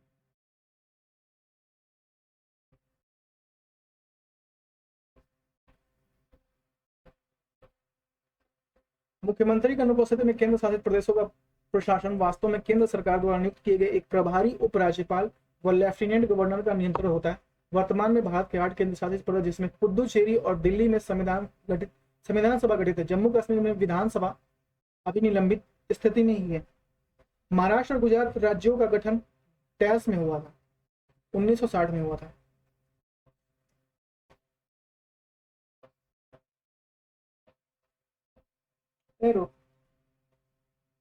चावल रखा और मैं आलू काट के छील के आलू डाल दो। जब चावल बन गए तो आलू निकाल के कढ़ाई में हो डाल के सब्जी बना लिया पड़ती है।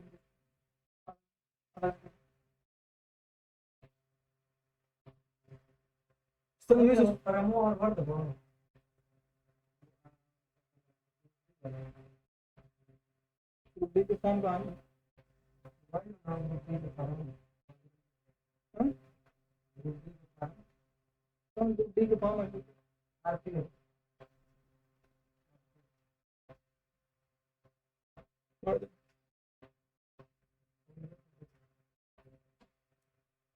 1960 में महाराष्ट्र और गुजरात राज्यों का गठन किया गया। 1938 में नागालैंड, 1963 में नागालैंड, 1966 में पंजाब, हरियाणा और हिमाचल प्रदेश में 1972 में मेघालय। ठीक है, पुनर्गठन 1972 में मेघालय। देखिए 1960 में महाराष्ट्र और गुजरात राज्यों का गठन हुआ। 1960 में महाराष्ट्र और गुजरात, ठीक है, 60 में महाराष्ट्र और गुजरात, 1963 में नागालैंड, 1966 में पंजाब, हरियाणा, हिमाचल प्रदेश का गठन हुआ। 1972 में मेघालय, मणिपुर, त्रिपुरा गठन किया। भारत में किसी भी राज्य की सीमाओं को बदलने के लिए कौन अधिकृत है? देखिए संसद अधिकृत है। किसी भी राज्य की सीमाओं को बदलने के लिए संसद अधिकृत है। ठीक है, भारतीय संविधान के अनुच्छेद 3 में राज्यों के निर्माण और पुनर्गठन के संबंध में प्रावधान किए गए, जिनके अनुसार संसद कानून बनाकर निम्नलिखित कार्य कर सकती है। नए राज्यों का निर्माण कर सकती है, ठीक है, किसी राज्य क्षेत्र में विस्तार कर सकती है, किसी राज्य क्षेत्र को घटाना या बढ़ा सकती है, किसी राज्य संघ को बदल देना, ठीक है, किसी राज्य के नाम में परिवर्तन कर देना, ये संसद का कार्य अनुच्छेद 3 के तहत कर सकती है। निम्नलिखित में से कौन सा 2014 में भारत का 29वां राज्य बना? अभी हम लोगों ने पढ़ा था, कौन था? तेलंगाना था। ठीक है, जहाँ तेलुगु भाषी परिवार के लोग रहते हैं उसको हम लोग तेलंगाना कहते हैं। आंध्र प्रदेश राज्य पुनर्गठन अधिनियम 2014 के तहत तेलंगाना को आंध्र प्रदेश देश से पृथक कर अलग राज्य बनाने की घोषणा की गई।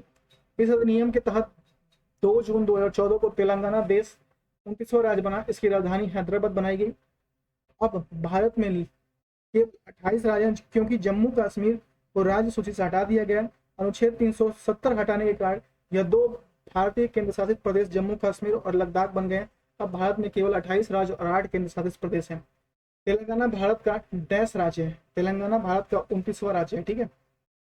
भारत के संविधान में निम्नलिखित में से किस अनुच्छेद में लिखा गया कि भारत अर्थात इंडिया राज्यों का संघ है? अनुच्छेद 1 में लिखा गया है। ठीक है। भारत के संविधान के अनुच्छेद में 1 में लिखा गया है कि भारत अर्थात इंडिया राज्यों का संघ होगा। अनुच्छेद 2 में के तहत भारत के संविधान संसद को विधि द्वारा ऐसे निर्बंध शर्तों पर है जो वह ठीक समझे संघ के नए राज्यों को प्रवेश या उसकी स्थापना की शक्ति प्रदान करना। अनुच्छेद 2 कहता है ये। ठीक है। अनुच्छेद 3 के तहत इसके तहत नए राज्यों का निर्माण, वर्तमान राज्यों के क्षेत्र सीमाओं या नामों में परिवर्तन, जो ये योगी जी हर जगह का नाम परिवर्तन कर देते हैं, इसी के तहत कर देते हैं। ठीक है। विधि द्वारा की जा सकती है। अनुच्छेद 4 पहली अनुसूची और चौथी अनुसूची के संशोधन, अनुपूरक, अनुसांगिक और प्रमाणिक विषयों पर उपबंध बनाने के लिए अनुच्छेद 2 और 3 के अधीन बनाई गई विधियां इसी अनुच्छेद 4 के अंतर्गत आती हैं। भारतीय संविधान के अनुच्छेद 35A में निम्नलिखित में से किस राज्य के लिए विशेष प्रावधानों का उल्लेख किया गया? 35A में जम्मू कश्मीर के राज्यों को विशेष प्रावधानों का उल्लेख किया गया।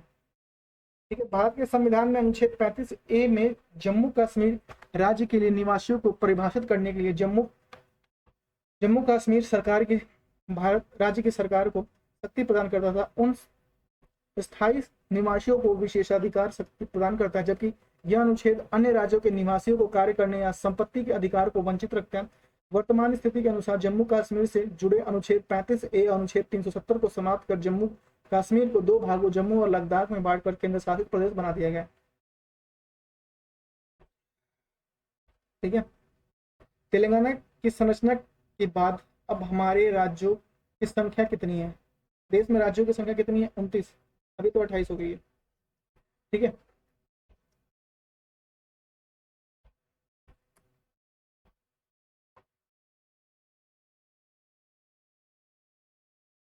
सन डैश में उड़ीसा भारत संघ में एक स्वतंत्र राज्य के रूप में शामिल हुआ और अब भी है।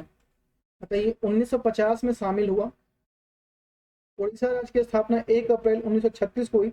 इसके उपलक्ष्य में 1 अप्रैल को उड़ीसा दिवस के रूप में मनाया जाता है। आगे चलकर सन 1950 में उड़ीसा भारत संघ में एक राज्य, स्वतंत्र राज्य के रूप में परिभाषित हुआ।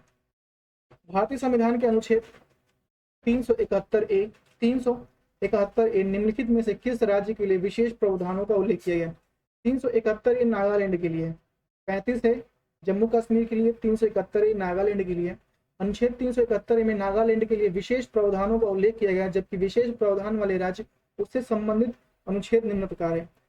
गुजरात जो है, गुजरात के लिए विशेष प्रावधान है 371। ठीक है। नागालैंड के लिए 371A, असम के लिए 371B, मणिपुर के लिए 371C, आंध्र प्रदेश और तेलंगाना के लिए 371A देखिए डी। ठीक है। देखिए महाराष्ट्र गुजरात के लिए 371, नागालैंड के 371A, असम के लिए 371B, मणिपुर के लिए 371C, आंध्र प्रदेश और तेलंगाना के लिए 371D। डैश 1949 में भारत का हिस्सा बना था। बताइए त्रिपुरा 1949 में भारत का हिस्सा बना था। ठीक है। स्वतंत्रता के पश्चात त्रिपुरा 1949 में भारत का हिस्सा बना। 1 जुलाई 1963 को इसे केंद्र शासित प्रदेश बना दिया गया। आगे चलकर 21 जनवरी 1972 को इसे पूर्ण राज्य का दर्जा दिया गया। भारतीय संविधान के निम्नलिखित में से कौन सा भाग केंद्र शासित प्रदेश से संबंधित है? देखिए केंद्र शासित प्रदेश के संबंधित जो 8वां संविधान है केंद्र शासित प्रदेश से संबंधित, मतलब 8वां भारतीय संविधान के भाग 8 में अनुच्छेद 239 से 242 ठीक है तक केंद्र शासित प्रदेश की प्रशासनिक व्यवस्था का प्रावधान किया गया। 21 जनवरी 1972 को डैश गठन किया गया, मेघालय गठन किया। 21 जनवरी 1972 को मेघालय गठन किया गया। ठीक है। मेघालय 21 जनवरी 1972। ठीक है। तेलंगाना 2 जून 2014, उड़ीसा 26 जनवरी 1950। ठीक है। गोवा का गठन 30 मई 1987। देखिए मेघालय 1972, तेलंगाना 2014। ठीक है। उड़ीसा 1950, 26 जनवरी 1950, गोवा 30 मई 1980, ठीक है। तेलंगाना भारत के 29वें राज्य के रूप में अस्तित्व में आया। निम्नलिखित में से कौन सा राज्य हाल ही में बनाया गया है? देखिए इसमें तो तेलंगाना है, लेकिन उसमें क्या होता था, अभी जो लद्दाख उद्दाख में बना है वो हो सकता है, ठीक है। 2 जून 2014 को आंध्र प्रदेश तेलंगाना राज्य का गठन हुआ। यह भारत का 29वां राज्य है। हैदराबाद को 10 साल के लिए तेलंगाना और आंध्र प्रदेश का संयुक्त राजधानी बनाया गया। आंध्र प्रदेश की नई राजधानी के रूप में अमरावती को विकसित किया जा रहा है। वर्तमान स्थिति के अनुसार जम्मू कश्मीर से जुड़े अनुच्छेद 35A और 370 को समाप्त कर जम्मू कश्मीर को 2 भाग जम्मू और कश्मीर और लद्दाख में बांटकर केंद्र शासित प्रदेश बनाया गया। एक भौगोलिक और राजनीतिक इकाई के रूप में तेलंगाना 2 जून 2014 को डैश और भारत 29वें, ठीक है। अभी हम लोग पढ़े सिक्किम का भारत का राज्य बना। देखिए सिक्किम 1975 में बना था, ठीक है। सिक्किम भारत का राज्य 1975 बना था। 1975 में 35वें संविधान संशोधन 1974 के द्वारा सिक्किम को राज्य का दर्जा प्रदान किया गया, जबकि 36वें संविधान संशोधन द्वारा 1975 द्वारा सिक्किम को पूर्ण राज्य का दर्जा दिया गया, ठीक है। किस वर्ष गोवा को महाराष्ट्र के साथ विलय करने का विकल्प दिया गया? देखिए 1967 को गोवा को महाराष्ट्र के साथ विलय करने का, 1967, ठीक है। ये ऑप्शन नंबर बी। 16 जून 1967 को इंदिरा गांधी को के प्रधानमंत्रित्व काल में गोवा ओपिनियन पोल कराया गया। यह संपूर्ण देश में करवाया गया। यह प्रथम ओपिनियन पोल था जो गोवा को के महाराष्ट्र में विलय का विरुद्ध था, ठीक है। अनुच्छेद और अनुसूचियां, ठीक है। आर्टिकल्स और अनुच्छेद और अनुसूचियां, ठीक है। संघ सूची, राष्ट्र सूची, समवर्ती सूची। भारतीय संविधान संविधान किस अनुसूची में शामिल है बताइए? ये 7वीं अनुसूची में शामिल है, ठीक है। 10वीं अनुसूची दल बदल प्रणाली है, ठीक है। 10वीं अनुसूची में दल बदल प्रणाली है। 7वीं अनुसूची में संघ सूची, राष्ट्र सूची, सम्मति सूची है।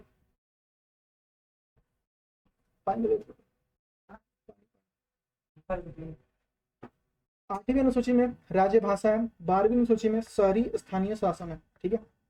10वीं अनुसूची में दल बदल प्रणाली है, ठीक है। 7वीं अनुसूची में संघ सूची, राज्य सूची और समवर्ती सूची है। 8वीं अनुसूची में राज्य भाषा है। 12वीं अनुसूची में शहरी स्थानीय स्वशासन है। भारतीय संविधान की निम्न में से किस अनुसूची में 12 भाषाओं का उल्लेख है? देखिए 8वीं अनुसूची में 12 भाषाओं का उल्लेख है। 8वीं अनुसूची में भारत के 22 भाषाओं का उल्लेख किया गया है। मूल रूप से 8वीं अनुसूची में 14 भाषाएं थी। 1967 21वें संविधान संशोधन में सिंधी को, 1972 में 71वें संविधान संशोधन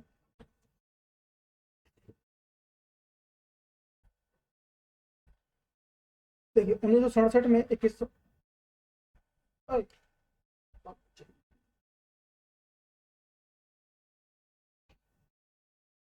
सिंधी को 1992 में, सॉरी 1967 में 21वें संविधान संशोधन में, ठीक है।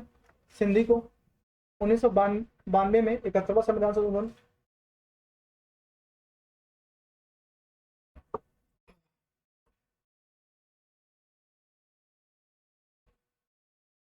संशोधन में कोंकणी, मणिपुर और नेपाली। 1992 में कोंकणी, मणिपुर और नेपाली को, और 2003 में 92वां संविधान संशोधन में मैथिली, संथाली और डोगरी 8वीं अनुसूची में शामिल किया गया। तो 14 से 3 3 6 और 1 7 कितने हो गए? 22 हो गए, ठीक है। भारतीय संविधान के अनुच्छेदों को कितने भागों में बांटा गया? अनुच्छेदों को कितने भागों में बांटा गया? 22 भागों में बांटा गया, ठीक है। भारतीय संविधान के अनुच्छेदों को 22 भागों में समूहबद्ध किया गया। भारतीय संविधान में वर्तमान में 395 अनुच्छेद, 12 अनुसूचियां और 25 भागों में विभाजित है, परंतु इसके निर्माण के समय मूल संविधान में 395 अनुच्छेद 22 भागों में विभाजित थे, जिसमें से केवल 8 अनुसूचियां थी। भारतीय संविधान में डैश भाग और डैश अनुसूचियां हैं। देखिए 25 भाग और 12 अनुसूचियां हैं, ठीक है। भारतीय संविधान में कुल 22 भाग थे, लेकिन बाद में संशोधन के द्वारा 3 नए भागों को शामिल किया गया, जिसमें से वर्तमान में 25 भाग और 12 अनुसूचियां हैं।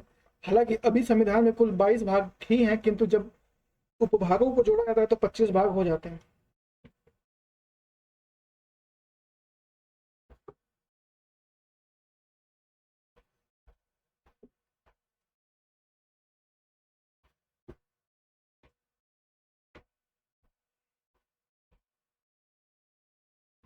अप्रैल 2022 तक प्राप्त जानकारी के अनुसार भारतीय संविधान में 12 अनुसूचियों के साथ कितने अनुच्छेद हैं? 2022 तक प्राप्त जानकारी के अनुसार 348 अनुच्छेद हैं, जबकि पहले 395 थे और 22 भाग, ठीक है, 22 भाग और 8 अनुसूचियां पहले थी और अभी कितनी अनुसूचियां हैं? 12 अनुसूचियां हैं। संविधान और केंद्र और राज्यों के बीच शक्तियों के विभाजन को डैश और सूचियों के रूप में दर्शाया जाता है, 3 सूची के रूप में दर्शाया जाता है, ठीक है। संविधान केंद्र और राज्यों के बीच शक्तियों को विभाजन के 3 सूचियों के रूप में दर्शाया जाता है, अर्थात संविधान में केंद्र के बीच विधि शक्तियों के रूप में समवर्ती सूची अनुसूची 3 प्रकार की सूचियां हैं। प्रथम संघ सूची, ठीक है, जिसमें रक्षा विदेशी नीति आदि उल्लेखनीय किया गया है, जहां केवल केंद्र में कानून प्रभावी है। द्वितीय राज्य सूची, जिसमें स्थानीय शासन, मत्स्य पालन, सार्वजनिक व्यवस्था आदि का उल्लेख है,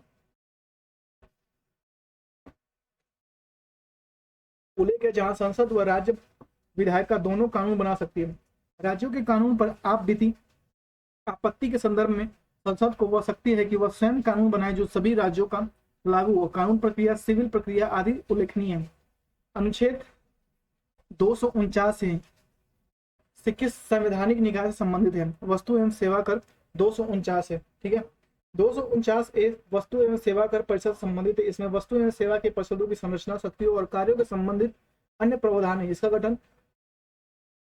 गठन 101वें संविधान संशोधन द्वारा किया गया, 101वें संविधान संशोधन द्वारा किया गया, ठीक है।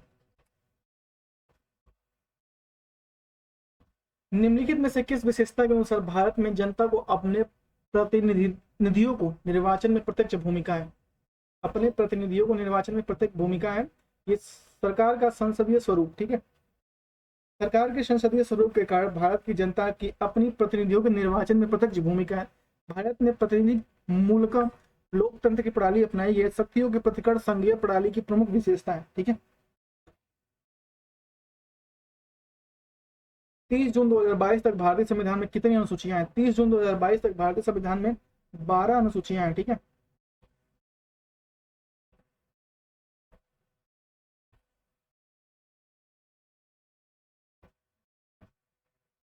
इनमें से कौन सा अनुच्छेद भारतीय संसद को जातियों, उपजातियों और जनजातियों की अनुसूचित जातियों की सूची में शामिल करने और उसे बाहर करने की शक्ति प्रदान करता है? अनुच्छेद 341। अनुच्छेद 341 राष्ट्रपति को जातियों, उपजातियों और जनजातियों के अनुसूचित जातियों की सूची में शामिल करने और उसे बाहर करने की शक्ति प्रदान करता है। अनुच्छेद 43 कहता है कामगारों के लिए निर्वाह मजदूरी, शिष्ट जीवन स्तर आदि। अनुच्छेद 200 कहता है राज्यपाल द्वारा विधेयक पर अनुमति देने का अधिकार। अनुच्छेद 241 कहता है संघ राज्य क्षेत्रों के लिए उचित न्यायालय। संसद के पास भारतीय संविधान के अनुसूचित 7 की सूची 2 में शामिल विषयों पर कानून बनाने के लिए शक्ति नहीं है। निम्नलिखित विकल्पों में से कौन सा इस सामान्य नियम का अपवाद है? अपवाद, यदि राज्यसभा इस आशय का प्रस्ताव पारित करती है तो ये एक अपवाद है,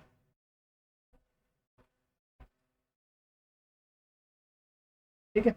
भारतीय संविधान की 7वीं अनुसूची में 3 अनुसूचियां है, संघ सूची, राज सूची, समवर्ती सूची। इनमें केंद्र और राज्यों के मध्य विधायी शक्ति का विभाजन किया गया है, ठीक है। अवशिष्ट विषयों को केंद्र हस्तांतरित किए गए, किंतु राष्ट्रीय हित से जुड़े अन्य विषय जो राज्य सूची में अनुसूचित हैं उन पर कानून बनाने हेतु राज्यसभा प्रस्ताव पारित कर दे तो उस पर कानून बनाने के लिए शक्ति केंद्र में हस्तांतरित हो जाती है।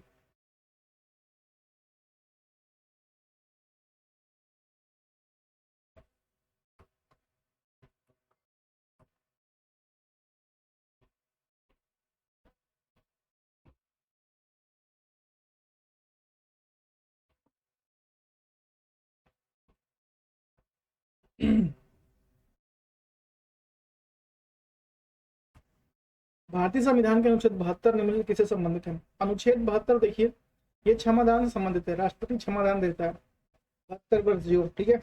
भारतीय संविधान के अनुच्छेद 72 के अंतर्गत राष्ट्रपति किसी को अपराध के लिए दोषी ठहराए गए किसी व्यक्ति को दंड को क्षमा करने के उसका पूरा विलंबन या प्रतिहार या लघुकरण करने की शक्ति प्राप्त है। संविधान में अनुच्छेद 361 के अंतर्गत राज्य के राज्यपाल को क्षमादान करने की शक्ति प्राप्त है। भारत के सर्वोच्च न्यायालय की संरचना आधिकारिक अनुच्छेद 124 आधिकारिक अनुच्छेद 124 प्रधानमंत्री की नियुक्ति के संबंधित प्रावधान अनुच्छेद 75 में प्रथम वाक्य स्वतंत्रता अभिव्यक्ति स्वतंत्रता के अधिकार अनुच्छेद 19A में संबंधित है।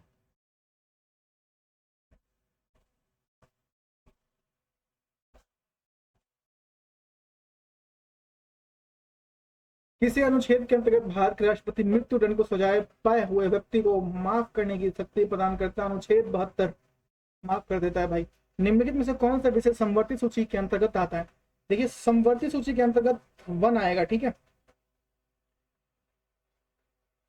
समवर्ती भारतीय संविधान में कार्य और दायित्वों के निर्वहन के लिए 3 सूचियों का निर्माण किया है। संघ सूची संघ के अधीन, राज्य सूची राज्य के अधीन, समवर्ती सूची संघ व राज्यों को दोनों के अधीन, ठीक है। 42वें संविधान संशोधन 1976 के तहत 5 विषय शिक्षा, वन, नापतोल, वन्य जीवों और पक्षियों के संरक्षण व न्याय प्रशासन को राज्य सूची में संवर्ती सूची में शामिल किया गया।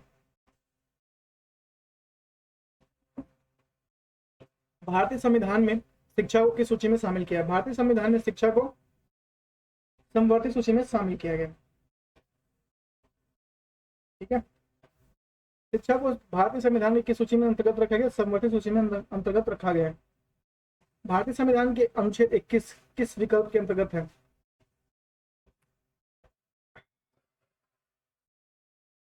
देखिए अनुच्छेद 21 इसके अनुसार किसी भी व्यक्ति को विधि द्वारा स्थापित प्रक्रिया के अतिरिक्त उसके जीवन, व्यक्तिगत स्वतंत्रता के अधिकार से वंचित नहीं किया जा सकता, ये कहता है अनुच्छेद 21, ठीक है।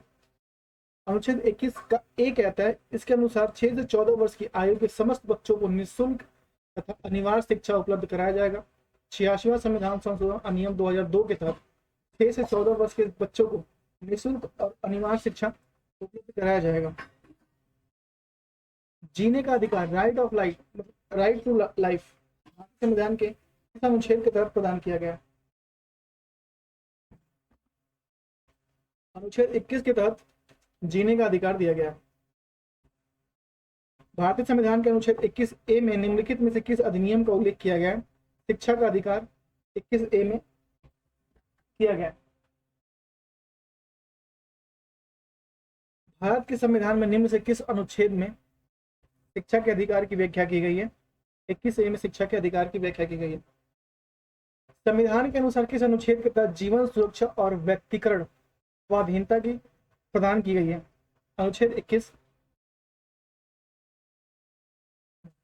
जीवन का अधिकार अनुच्छेद 21, जीने का अधिकार अनुच्छेद 21। अनुच्छेद 22 में नागरिकों को कुछ दशाओं में गिरफ्तारी, अनुच्छेद 22 में नागरिकों को कुछ दशाओं में गिरफ्तारी या संरक्षण की बात की गई है।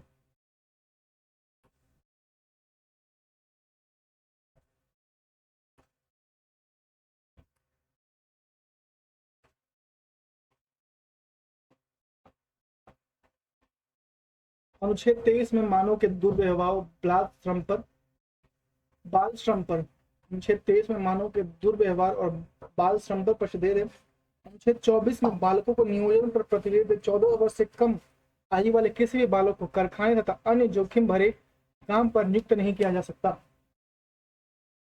आपातकाल के समय किसी अनुच्छेद को निलंबित नहीं किया जा सकता। देखिए आपातकाल के दौरान कभी भी कोई भी आपातकाल लगे 20 और 21 अनुच्छेद को कभी भी निलंबित नहीं किया जा सकता भारतीय संविधान। लेकिन ये नियम जो अनुच्छेद 20 और 21 है ये सैनिकों पर लागू नहीं होता, सिर्फ नागरिकों पर लागू होता है, सैनिकों पर लागू नहीं होता। सैनिक ऑन ड्यूटी है तो उस समय उन पर लागू नहीं होता। भारतीय संविधान के नागरिकों को 6 मौलिक अधिकार दिए गए। आपातकाल के दौरान अनुच्छेद 20 और 21 को छोड़कर बाकी सभी मौलिक अधिकार स्वतः निलंबित हो जाते हैं। संविधान के किस अनुच्छेद के तहत आत्म सभ्यता स्वयं के भूत अध्यारोपण साध्य प्रतिबंधित है? अनुच्छेद 20, ठीक है।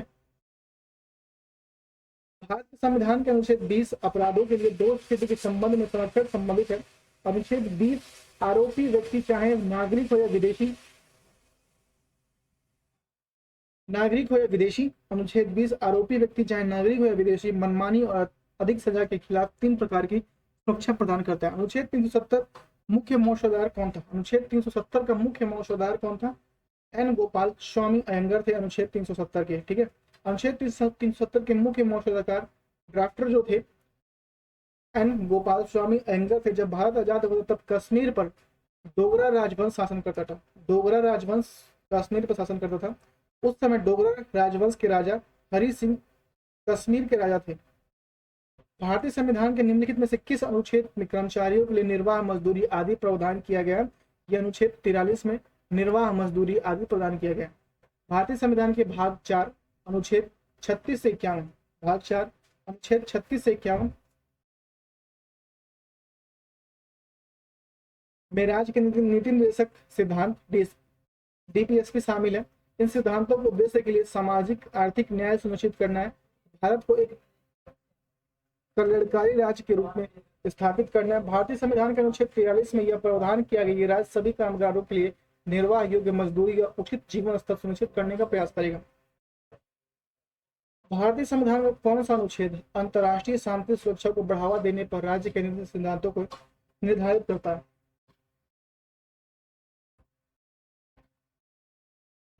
अनुच्छेद 51 अंतर्राष्ट्रीय शांति और सुरक्षा की अभिवृद्धि देता है। अनुच्छेद 15 आपसे कहता है कि धर्म, मूल, वंश, जाति, लिंग, जन्म के आधार पर विभेद का प्रतिषेध है।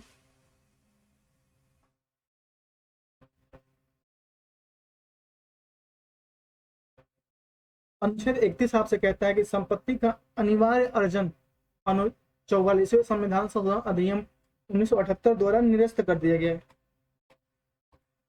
अनुच्छेद 14 कहता है विधि के समक्ष समता और विधियों के समान संरक्षण कहता है अनुच्छेद 14। भारतीय संविधान के भाग 4 का अनुच्छेद 43B डैश से संबंधित है। 43B जो है सहकारी समितियों से संबंधित है। 43B भारतीय संविधान के भाग 4 का अनुच्छेद 43B सहकारी समितियों के संवर्धन संबंधित है। राज्य सहकारी समितियों के स्वैच्छिक गठन, स्वायत्त कामकाज, लोकतांत्रिक नियंत्रण और पेशेवर प्रबंधन को बढ़ावा देने का प्रयास करेगा। भारतीय संविधान के किन दो अनुच्छेदों को न्यायिक समीक्षा की शक्ति के सर्वप्रथम सर्वाधिक स्पष्ट रूप से किया गया है? अनुच्छेद 32 और 266। अनुच्छेद 32 के तहत आप सीधे सर्वोच्च न्यायालय जा सकते हैं। अनुच्छेद 226 के तहत आप हाईकोर्ट जा सकते हैं।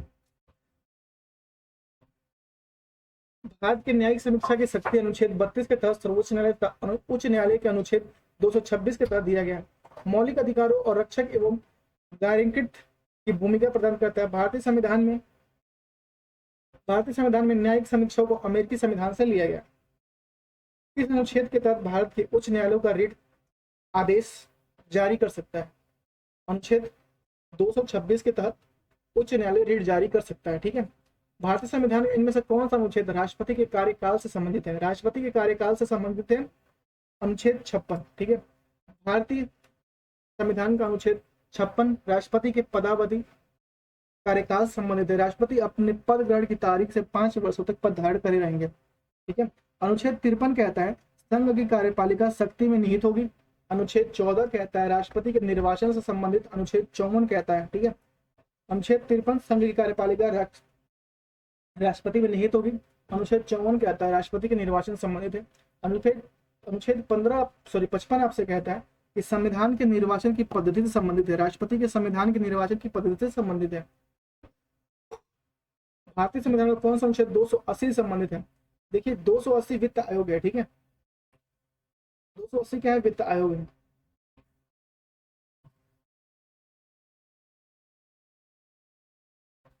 भारतीय संविधान के अनुच्छेद 280 के अंतर्गत अर्ध न्यायिक निकाय के रूप में वित्त आयोग की व्यवस्था की गई है। इसके गठन राष्ट्रपति द्वारा प्रत्येक 5वें तथा आवश्यकता अनुसार उससे पहले किया जा सकता है। इनमें से किस राज्य के अनुच्छेद 371A के तहत विशेष दर्जा प्रदान किया गया? नागालैंड के 371A के तहत विशेष दर्जा प्रदान किया गया।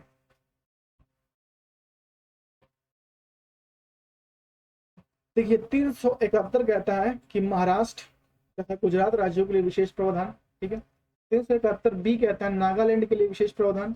371A कहता है नागालैंड के लिए विशेष प्रावधान। 371B कहता है असम राज्य के लिए विशेष प्रावधान। 371C कहता है मणिपुर राज्य के लिए विशेष प्रावधान। 371D कहता है आंध्र प्रदेश तेलंगाना राज्य के लिए विशेष प्रावधान। भारतीय संविधान के इनमें से किस अनुच्छेद में नए राज्यों के गठन, सीमाओं के फेरबदल आदि से संबंधित है? अनुच्छेद 3 जो है नए राज्यों के गठन, फेरबदल आदि से संबंधित है। ठीक है, अनुच्छेद 3 नए राज्यों के गठन, राज्य की सीमाओं में परिवर्तन, किसी राज्य के नाम में परिवर्तन आदि से संबंधित है। ठीक है, अनुच्छेद 1 कहता है संघ का नाम और राज्य क्षेत्र कहता है। अनुच्छेद 2 कहता है संसद विधि द्वारा संघ में नए राज्यों के प्रवेश या स्थापना। अनुच्छेद 10 कहता है नागरिकता के अधिकारों को बने रहना, नागरिकता के अधिकारों का बना रहना।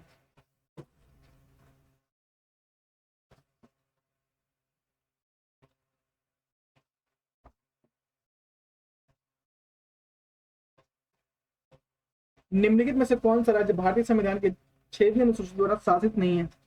देखिए 6वीं अनुसूची द्वारा शासित अरुणाचल प्रदेश नहीं है। वर्तमान में अरुणाचल प्रदेश भारतीय संविधान की 6वीं अनुसूची द्वारा प्रदेश नहीं है। यह इनर लाइन परमिट प्रणाली के अंतर्गत आता है। संविधान की 6ठी अनुसूची असम, मेघालय, त्रिपुरा, मिजोरम की जनजातीय क्षेत्रों को प्रशासन इन राज्यों में जनजातीय लोगों के अधिकारों की रक्षा प्रदान करता है। संविधान के अनुच्छेद 244(2), अनुच्छेद 245(1) के तहत विशेष प्रावधान किया गया। 44वें संशोधन 78 में भारतीय संविधान किस अनुच्छेद को प्रभावित किया गया? 301 को संपत्ति का जो अधिकार उसे प्रभावित किया गया। ठीक है, संपत्ति के अधिकार को वर्ष 1978 में 44वें संविधान संशोधन के माध्यम से मौलिक अधिकारों को विधिक अधिकार के रूप में परिवर्तित कर दिया गया। इस संशोधन में यह पूर्व अनुच्छेद 31 के तहत हटा दिया गया।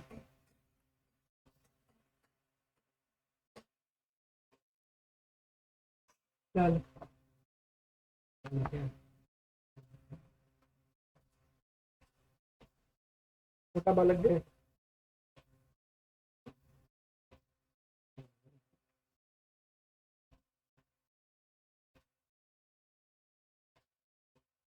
ड्रैगन लिया है क्या? किसान गए नहीं वो नहीं लिया। लिया कौन लेके? तो नहीं देखे कौन करा था।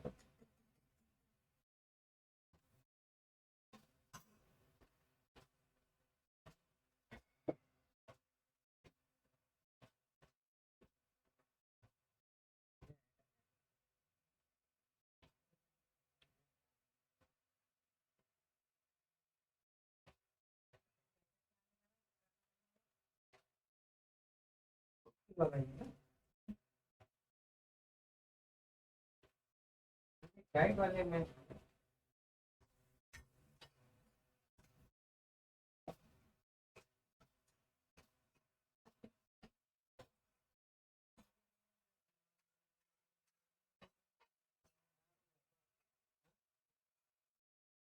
नेक्स्ट राज्य सूची में स्थानीय महत्व के विषय शामिल होते हैं। इनमें से कौन सा राज्य सूची के अंतर्गत आता है? सार्वजनिक स्वास्थ्य और स्वच्छता राज्य सूची के अंतर्गत आता है। भारतीय संविधान की 7वीं अनुसूची में 3 सूची प्रावधान है: संघ सूची, राज्य सूची, समवर्ती सूची। सार्वजनिक स्वास्थ्य और स्वच्छता राज्य सूची के अंतर्गत आता है। राज्य सूची के अंतर्गत आने वाले अन्य विषय हैं।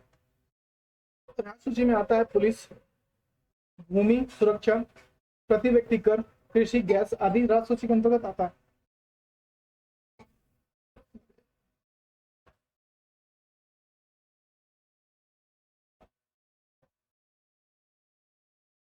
संघ सूची के अंतर्गत आने वाले विषय हैं विदेशी मामले, रेडियो टेलीविजन, बैंकिंग, जीवन बीमा, गणना आदि संघ सूची के अंतर्गत आते हैं। समवर्ती सूची के अंतर्गत आता है विद्युत, वन, जनसंख्या नियंत्रण, परिवार नियोजन, योजना, सामाजिक नियोजन, गोद लेना, ये सब समवर्ती सूची के अंतर्गत आता है। भारतीय संविधान के निम्न में से कौन सा अनुच्छेद मनी बिल को परिभाषित करता है? मनी बिल को 110वां संविधान मनी बिल को परिभाषित करता है। भारतीय संविधान के अनुच्छेद 110 में धन विधेयक को परिभाषित किया गया। धन विधेयक वित्तीय मामले की जैसे काराधन, सार्वजनिक व्यय आदि संबंधित है।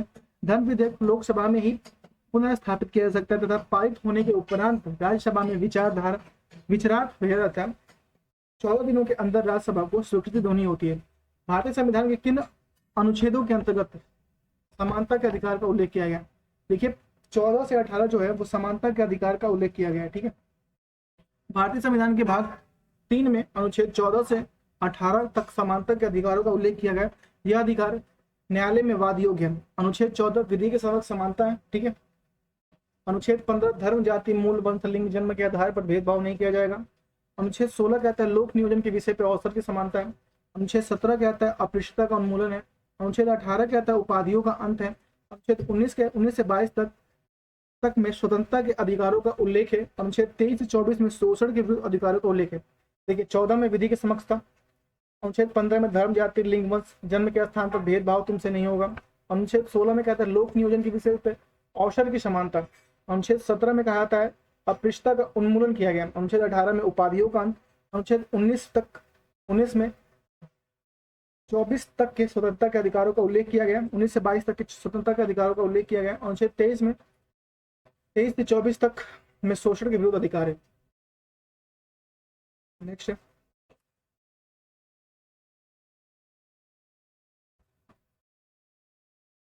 अनुच्छेद 25 से 28 तक धर्म की स्वतंत्रता का अधिकार है।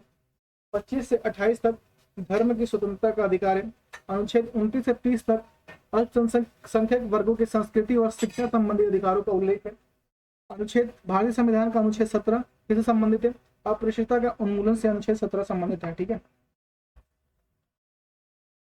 संविधान के निम्न अनुच्छेदों में से कौन सा हमें समानता का अधिकार देता है? समानता का अधिकार को अनुच्छेद 14 से 18 हमको समानता का अधिकार दिया जाता है। भारतीय संविधान के अनुच्छेद 17 अस्पृश्यता की प्रथा के उन्मूलन पर है। निम्नलिखित में से किस अनुच्छेद की समानता के उदाहरणों को परिभाषित किया गया? समानता का अनुच्छेद 14 है। अक्टूबर 2020 तक प्राप्त जानकारी के अनुसार भारतीय संविधान में कितने अनुच्छेद हैं? 448 अनुच्छेद हैं। भारतीय संविधान के भाग 26 नवंबर 1949 को संविधान द्वारा स्वीकार किया गया था। इसके मूल स्वरूप भारतीय संविधान में 395 अनुच्छेद, 8 अनुसूची और 22 भाग थे। अक्टूबर 2020 तक जानकारी के अनुसार भारतीय संविधान में 448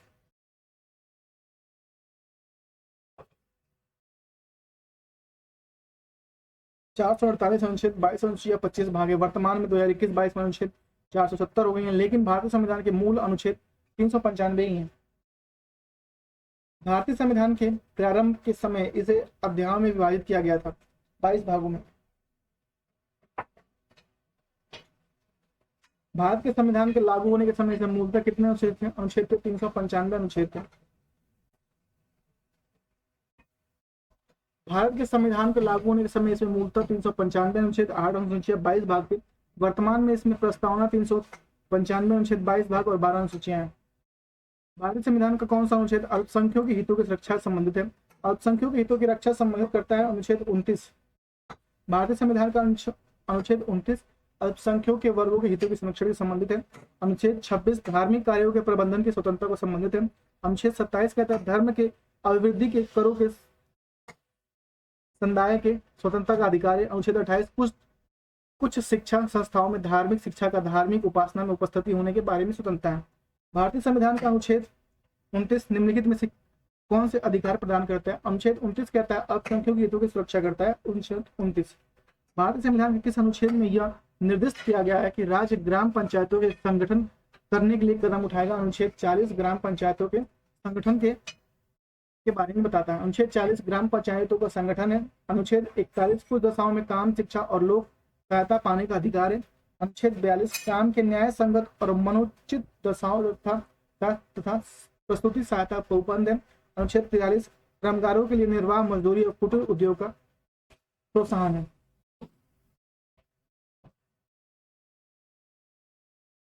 भारतीय संविधान का कौन सा अनुच्छेद उपाधियों के अंत को सुनिश्चित करता है? अनुच्छेद 18 उपाधियों के अंत को सुनिश्चित करता है।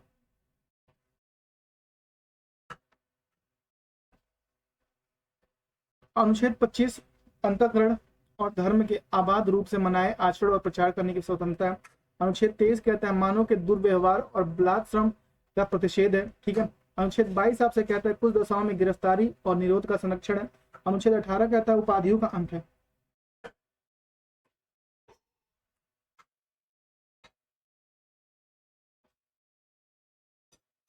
भारतीय संविधान के किस अनुच्छेद में पंचायतों और स्थानीय निकाय शासन के संबंधित प्रावधान शामिल है? देखिए पंचायतों और स्थानीय निकाय 243 में। ठीक है। अनुच्छेद 14 कहता है विधि के समक्ष समानता कहता है आपसे अनुच्छेद 14। अनुच्छेद 21 आपसे कहता है दाय, प्राण या देही स्वतंत्रता का संरक्षण करता है। अनुच्छेद 21 आपसे ये कहता है। अनुच्छेद 270 कहता है उद्गृहित कर और उनका राज्यों का संघ के बीच वितरण है। अनुच्छेद 243 कहता है पंचायत और नगर पालिका के गठन, संरचना की शक्तियां, उत्तरदायित्व के संबंधित प्रावधान किया गया है। अनुच्छेद 51 ने मूल कर्तव्य है।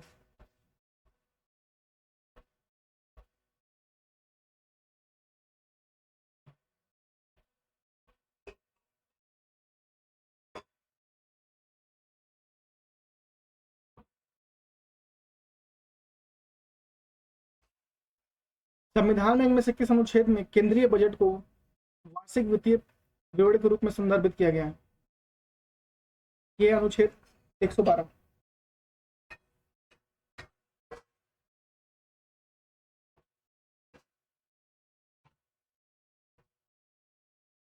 अनुच्छेद 112 केंद्रीय बजट वार्षिक वित्तीय विवरण है। अनुच्छेद 102 केंद्रीय सदस्यों का निहरताएं हैं। अनुच्छेद 101 संसद में स्थानों का रिक्त होना।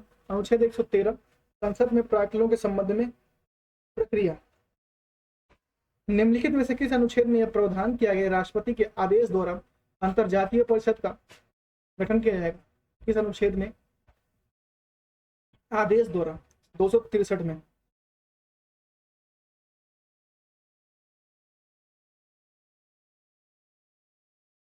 भारतीय संविधान के अनुच्छेद 263 में अंतरजातीय परिषद गठन का प्रावधान है। 261 में सार्वजनिक कार्य अभिलेख और न्यायिक कार्यवाही का उल्लेख किया गया। अनुच्छेद 262 में अंतरजातीय नदियों और घाटियों के जलवाद उपयोग, वितरण और नियंत्रण से संबंधित विवादों के लिए विधि निर्णय किया गया।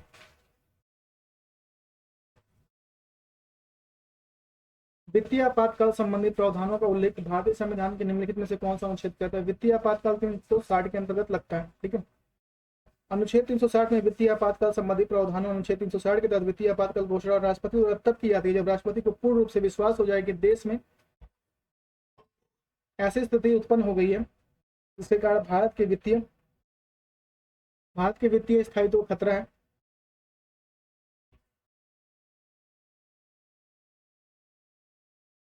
वित्तीय आपातकाल अभी तक भारत में एक बार भी लागू नहीं हुआ है। भारतीय संविधान का अनुच्छेद 368 संबंधित है। 368 किससे संबंधित है? 368 संबंधित है संविधान में संशोधन। भारतीय संविधान का अनुच्छेद 368 संविधान के संशोधन संबंधित है, जिसमें संविधान के बाद 20 में रखा गया। अनुच्छेद 368 के संविधान में संशोधन करने की आशय वाले विधेयक दो प्रकार के होते हैं। संविधान में अनुच्छेद 368 में विवादित संसद के विशेष बहुमत द्वारा संविधान संशोधन, संसद में विशेष बहुमत एवं कम से कम आधे राज्य विधान मंडलों की स्तुति के उपरांत संशोधन। संविधान संशोधन का एक अन्य प्रावधान है कि जो अनुच्छेद 368 के अंतर्गत नहीं आता, संसद में साधारण बहुमत द्वारा संविधान संशोधन अथवा संविधान संशोधन में कुल 3 प्रकार किए जाते हैं। भारतीय संविधान के निम्नलिखित में से किस अनुच्छेद में 20 संविधान की उस प्रक्रिया में संशोधन करने की एक संसद शक्तियों को संबोधित करता है? अनुच्छेद 368। अक्टूबर 2020 तक प्राप्त जानकारी के अनुसार भारत में कितने भागों में विभाजित है? 25 भाग हैं। मूल रूप से भारतीय संविधान में कुल 395 अनुच्छेद, 22 भाग, 8 अनुच्छेद हैं, लेकिन विभिन्न संविधान संशोधन प्रारूप रूप से वर्तमान में कुल 295 अनुच्छेद, 22 भाग और 12 अनुसूचियां। निम्नलिखित में से भारतीय संविधान के अनुच्छेदों में से कौन से अनुच्छेद में राज्यों के विधान परिषद के गठन के लिए प्रावधान किया गया? अनुच्छेद 169। संविधान के अनुच्छेद 169 में अनुसार राज्यों को संविधान परिषद के गठन अथवा विघटन करने का अधिकार है, परंतु इसके लिए प्रस्तुत विधेयकों को विधानसभा में विशेष बहुमत 2/3 पारित होना आवश्यक है। संविधान के लिए अनुच्छेद के तहत भारत का उच्चतम न्यायालय मौलिक अधिकारों का प्रवर्धन का रिट जारी कर सकता है। प्रवर्धन का रिट जारी कर सकता है इसके तहत भैया 32 के तहत।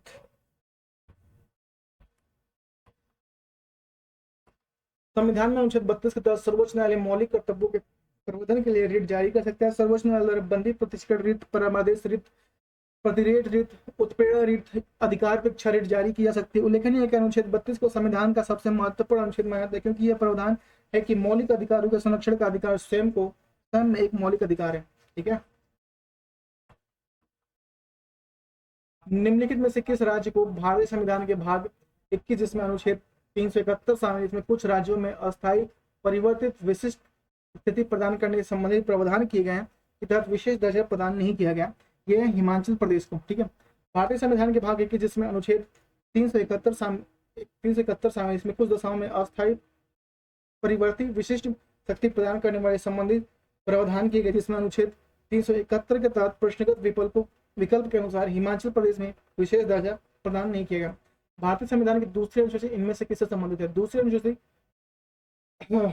राष्ट्रपति, राज्यपालों, मुख्य न्यायाधीशों, उच्च न्यायालयों के उच्चतम न्यायालयों का न्यायाधीशों का वेतन है दूसरी अनुसूची में। भारत संविधान की द्वितीय अनुसूची में विभिन्न पदाधिकारियों, राष्ट्रपति, राज्यपाल, मुख्य न्यायाधीश, उच्च न्यायालय और उच्चतम न्यायालय के न्यायाधीशों को लोकसभा अध्यक्ष एवं उपाध्यक्ष, नियंत्रक और महालेखा परीक्षक इत्यादि को शामिल होने का अवसर है। भारतीय संविधान के किस अनुच्छेद में संसद के विश्व शांति काल के दौरान राष्ट्रपति को अध्यादेश का शक्ति प्रदान किया गया? भैया बताइए। 123 के अंतर्गत।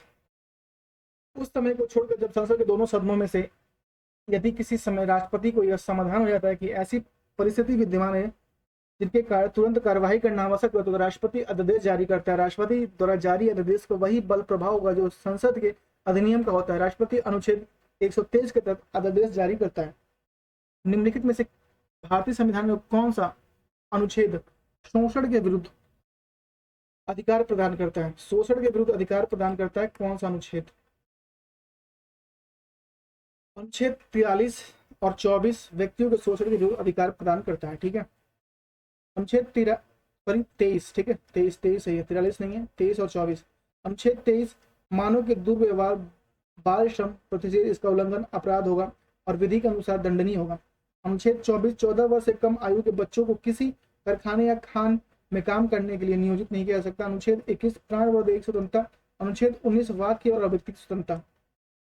कितना लंबा है यार। भारतीय संविधान का कौन सा अनुच्छेद 35A किस वर्ष जोड़ा गया? 35 से 1954 में जोड़ा गया। भारतीय संविधान का अनुच्छेद 35 से वर्ष 1954 में जोड़ा गया, जो जम्मू कश्मीर संबंधित अनुच्छेद 370 का विस्तार है। यह राज्य के स्थायी निवासियों को परिभाषित करने के लिए जम्मू कश्मीर राज्य का विधायिका और शक्ति प्रदान करता है। जम्मू कश्मीर राज्य पुनर्गठन अधिनियम 2019 लागू होने के बाद 335A अनुच्छेद 370 समाप्त हो गया। ठीक है, भारतीय संविधान के किस अनुच्छेद के तहत सार्वजनिक नियोजन के मामले के अवसरों की समानता की गारंटी प्रदान की गई है? 16। ठीक है, भारतीय संविधान का अनुच्छेद 16 सार्वजनिक रोजगार के अंतर्गत समानता के बारे में बात करता है। यह राज्य के तहत कार्यालय में रोजगार नियुक्ति के मामले में अवसर की समानता प्रदान करता है। यह अनुच्छेद केवल धर्म, जाति, लिंग, जन्म और मूल वंश के आधार पर भेदभाव को रोकता है। भारतीय संविधान का कौन सा अनुच्छेद सार्वजनिक रोजगार के, अभी हम लोगों ने पढ़ा है 16। ठीक है, भारतीय संविधान का निम्नलिखित में से कौन सा अनुच्छेद अभिव्यक्ति 21 है, सॉरी 19 है। अभिव्यक्ति वाक्य की यहाँ पे ना वाक्य की स्वतंत्रता है 19 है। ठीक है, लिखित मौलिक रूप से अपना मत प्रकट करने होते हैं। अभिव्यक्ति की वाक्य की स्वतंत्रता है 21। ठीक है, भारतीय संविधान के निम्नलिखित में से किस अनुच्छेद में संसद के दोनों सदनों में संयुक्त बैठक 108 के तहत बुलाता है?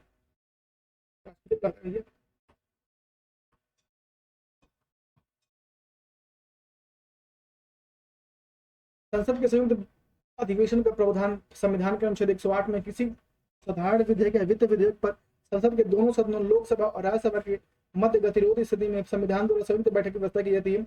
इस बैठक राष्ट्रपति द्वारा बुलाई जाती है। इसकी अध्यक्षता लोकसभा अध्यक्ष करता है। भारतीय संविधान की किस अनुसूची में राज्यों और केंद्र शासित प्रदेशों उनके अधिक्षेत्रों की सूची शामिल है?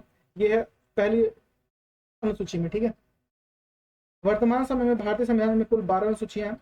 8वीं अनुसूची कहता है हमसे कि 8वीं सूची में भारत के 22 भाषाओं का उल्लेख किया गया। ठीक है, 12वीं सूची कहता है संविधान की 12वीं सूची में शहरी क्षेत्र स्थानीय सुशासन की कार्य करने की कुल 18 विषय प्रदान करता है। पहली सूची कहता है भारतीय संविधान की पहली सूची में भारत के 28 व केंद्र शासित प्रदेश 8।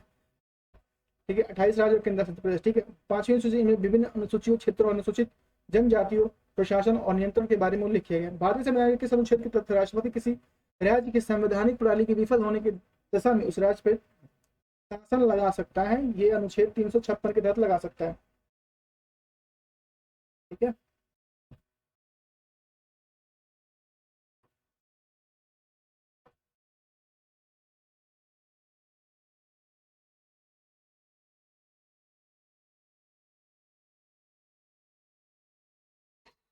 जीवन एवं अभिव्यक्ति 21 है भैया। प्राण और दैहिक स्वतंत्रता संरक्षण किसी व्यक्ति की द्वारा स्थापित प्रक्रिया के अतिरिक्त उसके जीवन और अभिव्यक्ति स्वतंत्रता के अधिकार को वंचित नहीं किया जा सकता। अनुच्छेद 19 बोलने की स्वतंत्रता, कुछ दशाओं में गिरफ्तारी और निमारक निरोध कानून।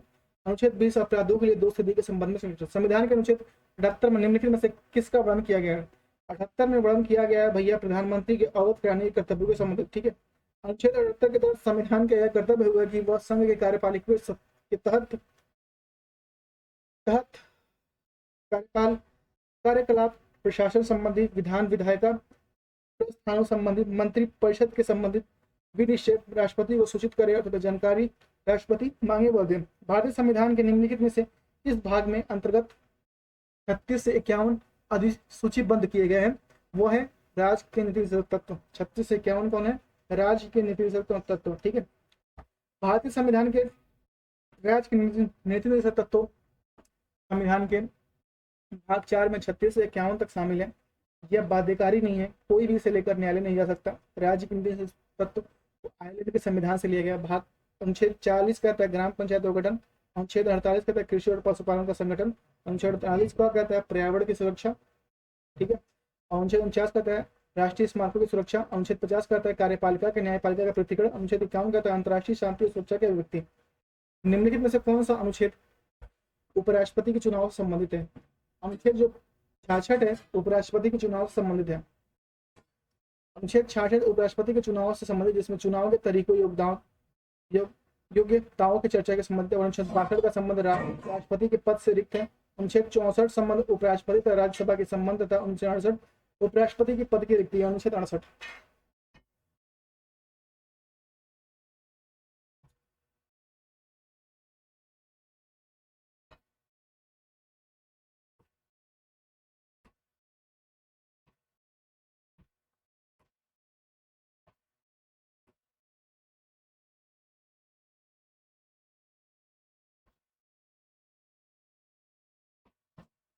निम्नलिखित में से कौन सा अनुच्छेद मानव के यातायात व बाल बलात् श्रम को रोकथाम से संबंधित है?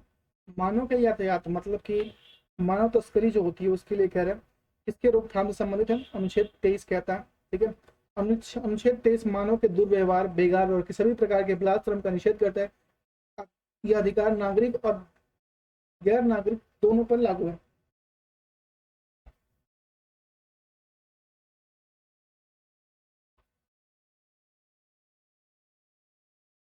भारतीय संघ की आधिकारिक भाषाओं का उल्लेख भारत के संविधान की किस अनुसूची में किया गया? ये 8वीं अनुसूची में किया गया, ठीक है। भारत संघ की आधिकारिक भाषाओं का उल्लेख भारत के संविधान की 8वीं अनुसूची में तक किया गया। इस अनुसूची में 22 भाषाओं का शामिल किया गया, इनमें से 14 भाषाओं को मूल संविधान में शामिल किया गया। अनुच्छेद 1967 में सिंधी भाषा को अनुसूची में जोड़ा गया। इसके बाद कोंकणी, मणिपुरी और नेपाली को 1992 में, और 2003 में बोडो, डोंगरी और मैथाली और संथाली को, बोडो, डोंगरी, मैथाली और संथाली भाषा को शामिल किया गया। अनुच्छेद 243 के तहत संघ की राजभाषा संबंधित प्रावधान किया गया है, ठीक है।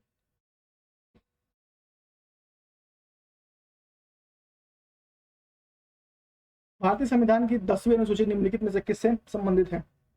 निम्नलिखित में से किसके बारे में? 10वीं अनुसूची दल बदल है, ठीक है। भारतीय संविधान के 52वें संविधान संशोधन अधिनियम 1985 के द्वारा 10वीं अनुसूची दल बदल विरुद्ध को जोड़ा गया। इसके अंतर्गत सदस्यों तथा विधिकों को एक दल से दूसरे दल में परिवर्तन की स्थिति में उनका सदस्य तथा विधानमंडल में अयोग्यता हेतु प्रावधान किया गया है, ठीक है। भारतीय संविधान के किस अनुच्छेद के तहत राष्ट्रीय ध्वज फहराने का अधिकार मिला है? राष्ट्रीय ध्वज अनुच्छेद 21A के तहत राष्ट्रीय ध्वज फहराने का अधिकार मिला है। भारतीय संविधान के अनुच्छेद 21A के तहत सभी नागरिक को 6 तरह अधिकार गारंटी देता है, जो पहला है वाक्य और अभिव्यक्ति का अधिकार देता है, दूसरा शांतिपूर्ण निरायुद्ध सम्मेलन करने का अधिकार देता है, तीसरा कहता है संग्राम या संघ बनाने का अधिकार देता है, चौथा कहता है भारत के राज्य क्षेत्र में स्वतंत्र निर्बाध संरक्षण का अधिकार देता है, पांचवा कहता है भारत के राज्य क्षेत्र में किसी भी भाग में निवास करने और बस जाने का अधिकार देता है, कोई भी वित्तीय व्यापार या कारोबारी करने का अधिकार देता है।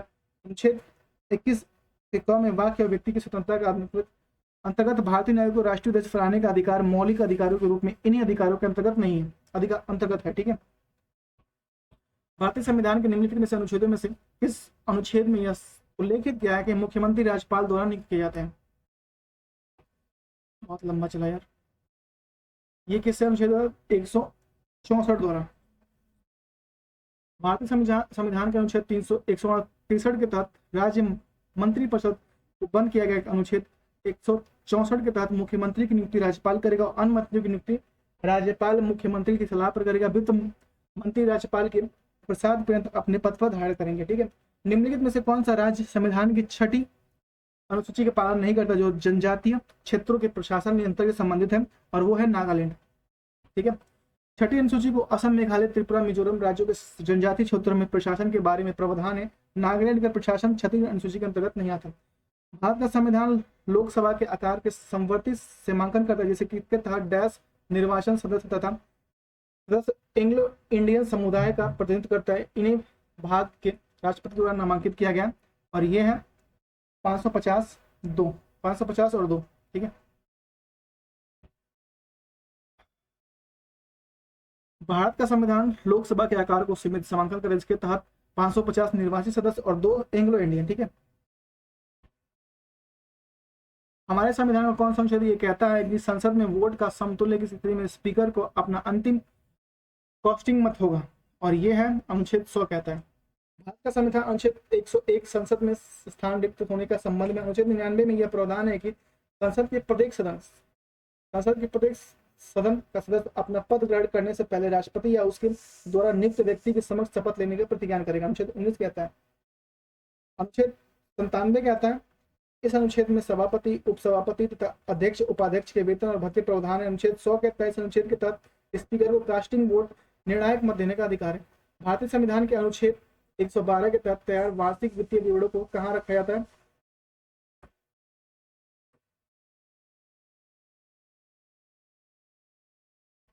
इसको रखा जाता है सामान्य बजट। भारतीय संविधान के अनुच्छेद 112 के तहत तैयार वार्षिक वित्तीय विवरण के बजट कहा जाता है। यह सामान्य बजट राज्य के आय और उसके व्यय की सूची कहते हैं। यह 7 अप्रैल 1860 को देश का पहला बजट ब्रिटिश सरकार की वित्त मंत्री जेम्स विल्सन ने पेश किया था। स्वतंत्रता के बाद देश का पहला बजट पहले वित्त मंत्री आर के पष्टमुखम चट्टी ने 26 नवंबर 1927 को पेश किया। भारत के राज्य व संघ शासित प्रदेशों का संविधान के किस अनुसूची में उल्लिखित है? ये है पहली अनुसूची में। भारत के राज्यों और संघ शासित प्रदेशों का प्रावधान संविधान के प्रथम अनुसूची में स्थित है। दोस्तों, आज का वीडियो यहीं तक रहने देते हैं। नेक्स्ट वीडियो नेक्स्ट पार्ट में बनाएंगे। ठीक है, इसके आगे यहीं प्रस्तावना से बनाएंगे, क्योंकि मेरा जो लैपटॉप है बहुत ज़्यादा गर्म हो चुका है, तो यहीं तक रखते हैं। ठीक है, थैंक यू सो मच। ठीक है, नेक्स्ट वीडियो जल्दी लेके आएंगे। ठीक है।